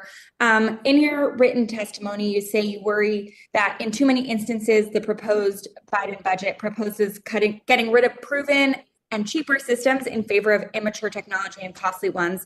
I know we've talked a little bit about this already here, but I was wondering if you could talk about some examples of that. I know on the committee, we talk a lot about the question of the current Minuteman III system versus what could come from that with modernization. But I was wondering if you could point out some other examples where you think the department is pursuing costly new systems when the current systems are adequate. I think one system that we would really focus on is the A-10, and in relation to the F-35. We already have so many of these fighter jets. We already are going through testing. There are so many retrofits that we're going to have to make based on problems that we're discovering that I don't think accelerating acquisition of the F-35 is beneficial to us. And while I hope we don't have to keep on fighting ground wars, we think the close air support capacity that the A-10 provides is an important one. Okay, thank you so much. And Dr. Pettyjohn, you talk a lot about the risks of overstretch and argue that the Biden administration's current approach performs poorly against priority threats. Yet you seem to support this divest in order to invest, since retiring old and less capable weapons is necessary to fund modernization. I guess, I know that we've already asked you to talk about what places you would divest from, but do you agree that many of these new programs are coming in over cost and behind schedule? And, in my short time here, we've, seen a lot of failures, whether it's the LCS or the delays in the DD-21 program or this recent abandonment of the electromagnetic railgun, just examples that we end up spending a lot of money on things that don't end up working. And so the trade-off is really a lot harder than just divest to invest, because we're actually not good at that invest piece either. I would agree. We don't have a great track record lately of investing, and that's one area where the Pentagon needs to improve. And I know this administration is focused on improving and really pushing forward the defense innovation agenda and ensuring that they come up with ways to overcome the valley of death. So yes, the recent track record is not great in many respects, but at the same time, the weapon systems that we have, many of them are increasingly costly to operate. Every single hour that you fly or sail one of these, it costs more money, and that is eating up an increasingly large proportion of the budget, which means that we can't make any future investments and that we're locked into these systems that eventually are going to go beyond their service life and that we're not going to be able to extend. So at some point, we have to figure out how to reform the acquisition process and to acquire new platforms in a timely manner that perform as promised. Okay, thank you. And Ms. Smithberger, I don't know if you had anything to add around that question of these new programs.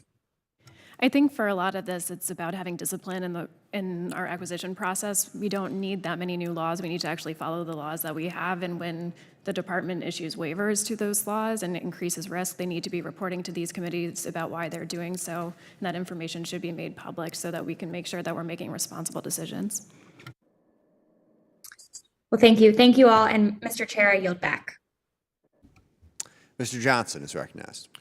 Thank you, Mr. Chairman. Mr. Zackheim, hadn't had the pleasure of working with you. Got here a little late after you left, but glad you're back. In your testimony, you asserted that the FY22 budget's top-line request is inadequate to support the National Defense Strategy, of course, and you correctly pointed out that the top-line figure actually represents a cut from FY21 levels because it fails to keep pace with inflation, which is skyrocketing. And you've called for a 3 to 5% annual increase in line with the 2018 National Defense Strategy. So I was just going to see if you could expound a little bit more in what will be some of the real-world impacts of not funding our military at that target level of 3 to 5% annual growth. Well, Congressman, thanks for the opportunity to answer that question. What I've been trying to outline today is we are faced with a serious tension between deterring today and making investments I think everybody on this panel agrees we need to make to prevail in a conflict with China in the future and to deter them in the future, and that the force needs to change. The question is, how much risk are we willing to absorb today, and whether it will be self-defeating because it would invite an adversary to exploit that vulnerability. The $37 to $52 billion that you would get this fiscal year at a 3 to 5% would allow you to mitigate some of that risk while also increasing investments for the future. And it's important, Congressman, to keep in mind that we're not just talking about a one-off for this year, but it actually put you on a trajectory that year over year would compound and give you additional dollars for investment. And I just want to make one more point on 3 to 5% real growth. Even if this Congress were to fund this number, it would still be below the 4% GDP threshold that many people point to. A 3% growth would be 3.6% GDP, 5% growth would be 3.7% GDP. By contrast, as I mentioned before, 1985, the Congress authorized and appropriated 5.7% GDP dealing with the challenge of the Soviet Union. And speaking of the 80s, you said earlier that China is really a greater threat than the Soviet Union was at the height of the Cold War, because not only do they have this great military prowess now, but also the economic power as well. And so it occupies a lot of our attention for obvious reasons. Of course, their goal is to become a world-class military, and I think that's their term, by the end of 2049.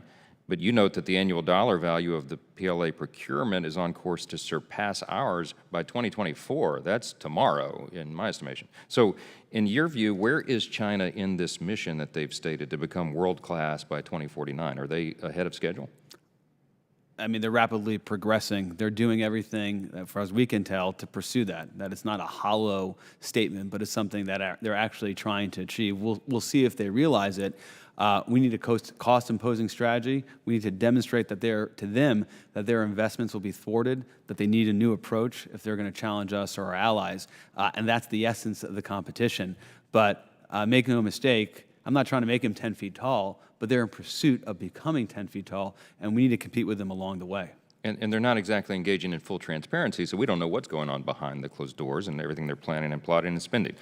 Despite its flaws, one of the areas in the budget request that I was pleased to see was the full funding of nuclear modernization efforts, and this has come up this morning.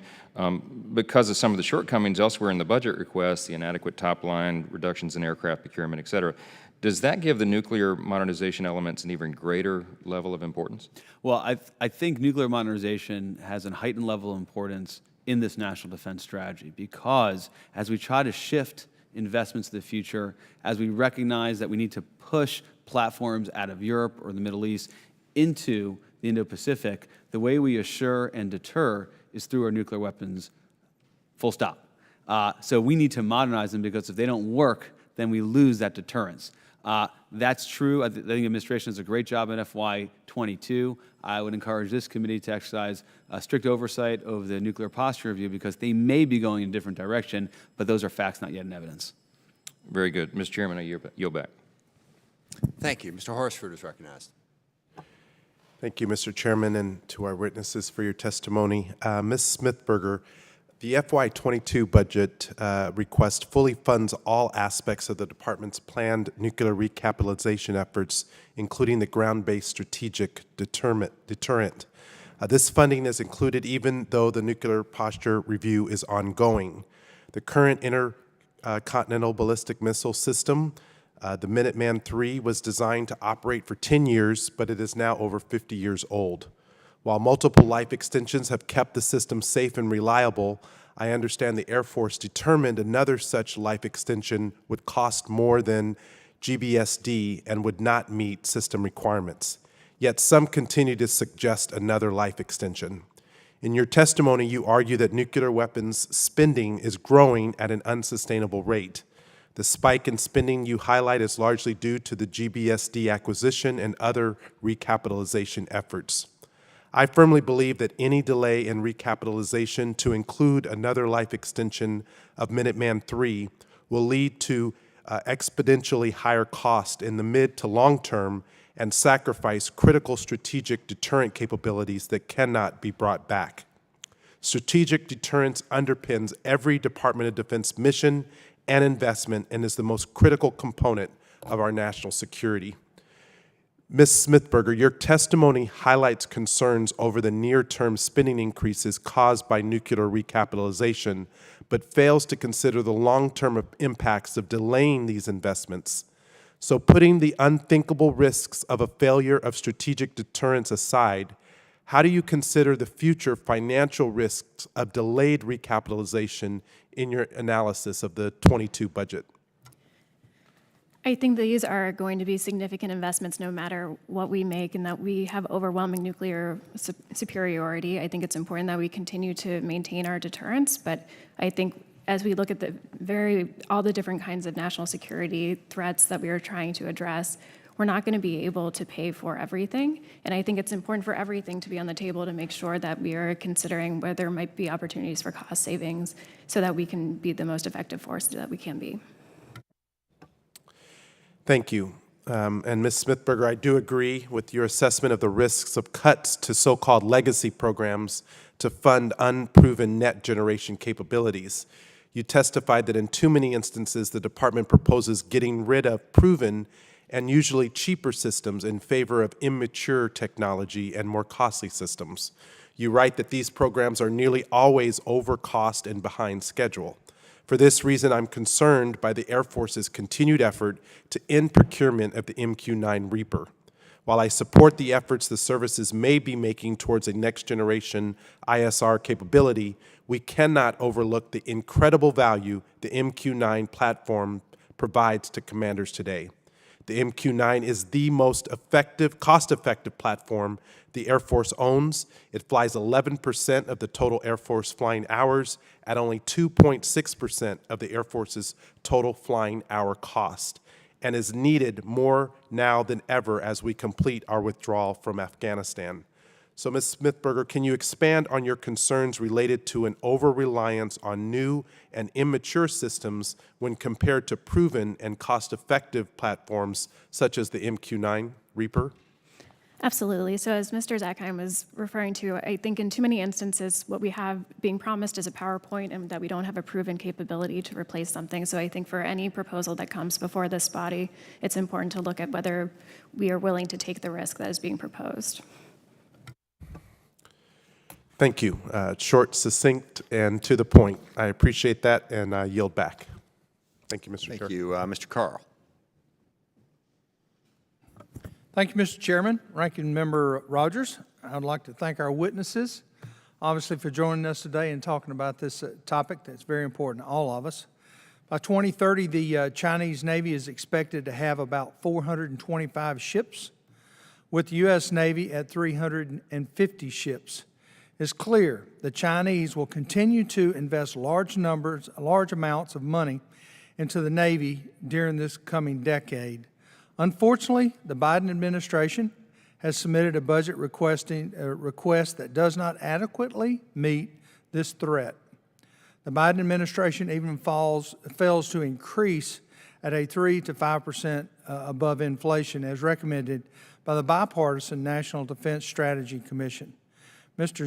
Zehem, did I pronounce that correctly? It's Zackheim, sir, but I'll respond to anything. Okay, thank you. I appreciate the correct. In your written testimony, you highlighted your concern with the low top-line numbers from the Biden administration and the impact this has on our Navy.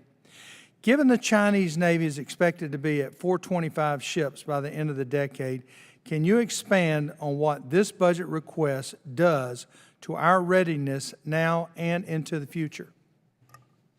Thank you for that question, Congressman. And listen, I think particularly when it comes to Navy, quantity has a quality all of its own, and the number of ships matter.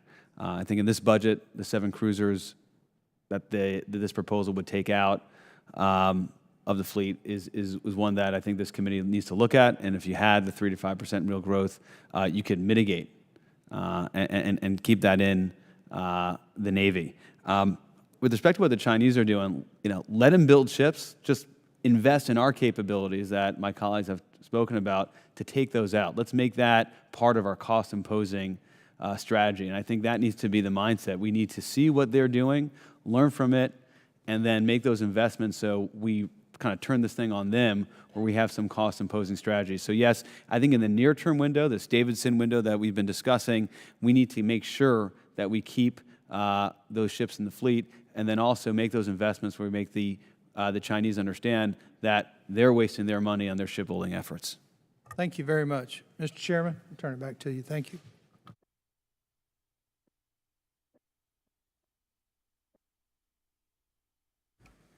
Mr. Waltz is recognized.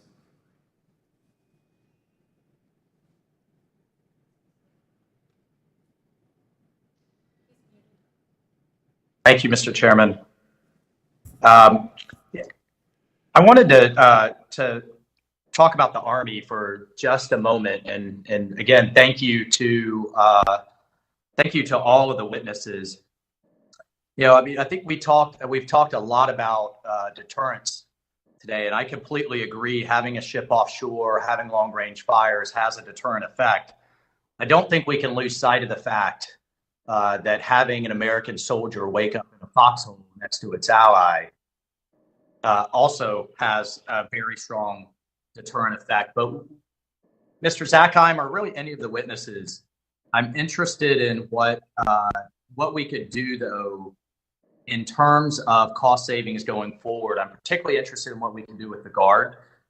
You look at particularly Army Guard formations, but both Army and Air Guard, you're looking at 30 to 40% of the cost. Yet, you do get that strategic deterrent value and capability. You also get a domestic capability that the active duty Army doesn't have.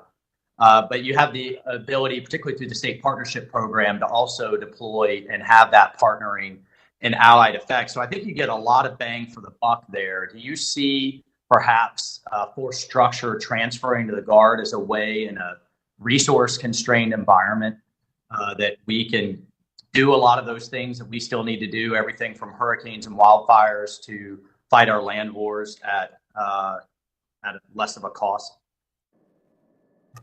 Thank you, Congressman. It's great to see you. I think in terms of the Guard capability, we should make sure we're giving them assets that are valuable both in how they would deploy overseas, but also what they can use at home. To the extent that the Army can get that balance right, I think that's a wise investment. The state partnership program, which you highlighted, is absolutely critical as a form of assurance and, frankly, coordination with our allies and partners. I think that is a great initiative. And I think overall forward presence is something that is really critical for deterrence, as we discussed today. And the American people, quite frankly, support this. when we've asked in our Reagan National Defense Survey, which I know you're familiar with, would you support having forces overseas to support kind of peace? They overwhelmingly stand behind that, and I think some of what you're describing here would be actions to support that objective. So I completely agree. I could just foresee a construct in the future, again, in a budget-constrained environment where our active forces are primarily forward. But the strategic aspect, which is going to take weeks, if not months, to get on the civilian reserve fleet that Mr. Whitman rightly pointed out is very lacking. It's that kind of domestic force rather than having active duty armored divisions sitting in CONUS. I think we could get perhaps a different mix. I just want to switch to the Navy. Frankly, I think a lot of the discussions are somewhat nibbling around the margins of LCS or retiring cruisers. The bottom line is we don't have the industrial base to compete. The Chinese are approaching an estimated 1,000 shipyards, yet we have around 24, many of which are a century old and are decrepit and falling apart. Yet there is not a single shipyard requested in President Biden's infrastructure package. Anywhere between $600 billion to $3.5 trillion that we're debating here in the Hill, and none of it addresses shipyards when we are a maritime nation. And with the Chinese building ships at a rate of 5 to 1, they're cranking on one every 6 weeks. Does anyone disagree? Speak up if you disagree that shipyards aren't considered infrastructure and should be in this infrastructure package. I think when we're looking at the private shipyards, that we need to look at some of the moral hazard that occurs by giving handouts to some of these companies that have been underinvesting in their own infrastructure in this manner. And several of these companies have been engaging in stock buybacks at the kinds of levels that we're proposing to give to them to make these kinds of repairs. So I think we have to make sure that if we are including shipyard funding, I think it's very hard to make a compelling case to the American people that the Department of Defense does not already have adequate resources to cover those needs.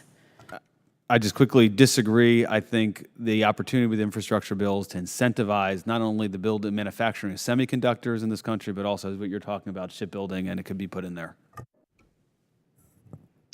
Thank you, Mr. Chairman, and I yield you back 5 seconds. Great, thank you. We are about wrapped up. Mr. Fallon is going to be the last person to ask questions, and then we will adjourn. Mr. Fallon, you are recognized. Mr. Chairman, thank you very much. And thank you to all the witnesses. This has been fascinating. And I'm new and freshman trying to learn and absorb and be a sponge. And a lot of very good questions have already been asked, and I don't want to rehash any of those. But so Secretary Austin, he testified here in March, and he said that the number one threat that we face is the U.S., that it's China. And then they announced that they're going to increase their defense budget approximately 7%, I believe.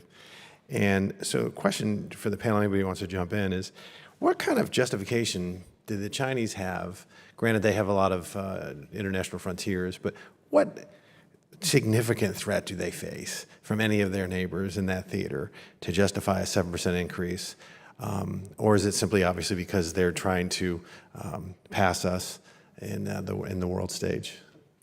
If I just wanted to, I guess I'll go with Dr. Pettyjohn first. I think that they are clearly trying to supplant the United States in the Indo-Pacific and to establish themselves as the dominant power in the region. They don't have to justify their defense expenditures to a domestic audience like we do, given the different government that they have. I'm just going to add that this is the number one, will be the largest economy in the world. To sustain that economy, they have to reach out beyond their region and extend globally. Energy interest example is why China's interested in the Middle East. So it's almost a natural course that they would seek to have this type of military and make this kind of investment. And I would just add that China has significant internal problems as well, and whenever you have significant internal problems, it's very helpful to focus outward. Project externally, yeah. We've seen that in the past. One of the things that I find concerning just with the budget is from just a real dollar perspective, or not real dollar, rather just raw dollars, it's 1.7% increase. But inflation, as we've talked about repeatedly in Congress, if it's just 3% this year, which very well may be much higher than that, that would be just to match inflation would be $22 billion, and if it was a 5% increase, inflationary increase, it would be $37 billion just to have a flat budget. So, these seems to be real cuts. And one question I had for Mr. Zackheim is pivoting a little bit.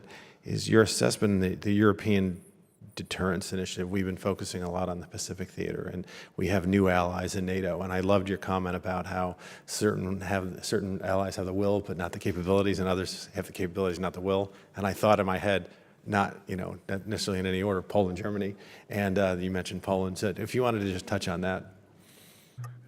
Yeah, I mean, the European Deterrence Initiative, which again I believe this committee, along with elements in European Command, really led on, was critical in deterring Russia, and was a responsible thing for the U.S. to do after Russia's invasions in Georgia and Ukraine. And I think it needs to be sustained, but in a fashion that's proportionate to what needs to happen relative to the Indo-Pacific. And I think it's what we've been talking about today is the same theme, different variation, distributing the force, presence, exercises, and making sure that these are resilient. If I can, I'll just add on your point on inflation. I think something that this committee, I'm sure is intuits, but may want to focus on, is that inflationary forces are more dramatic in the defense industrial base than they are in the macro U.S. economy. In other words, whatever's happening in terms of inflation, it's going to be more acute for the Department of Defense, and they'll get less bang for the buck. Mr. Chairman, I yield back. Thank you. Thank you very much. I really want to thank our witnesses for a very informative discussion. Appreciate it. And Mr. Rogers, you got anything for the good of the order?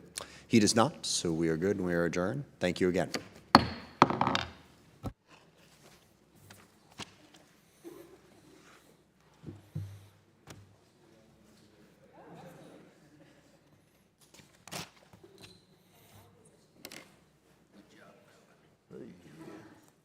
Well, but you got time to get to me. I mean, I'll look at questions. They're always going to ask.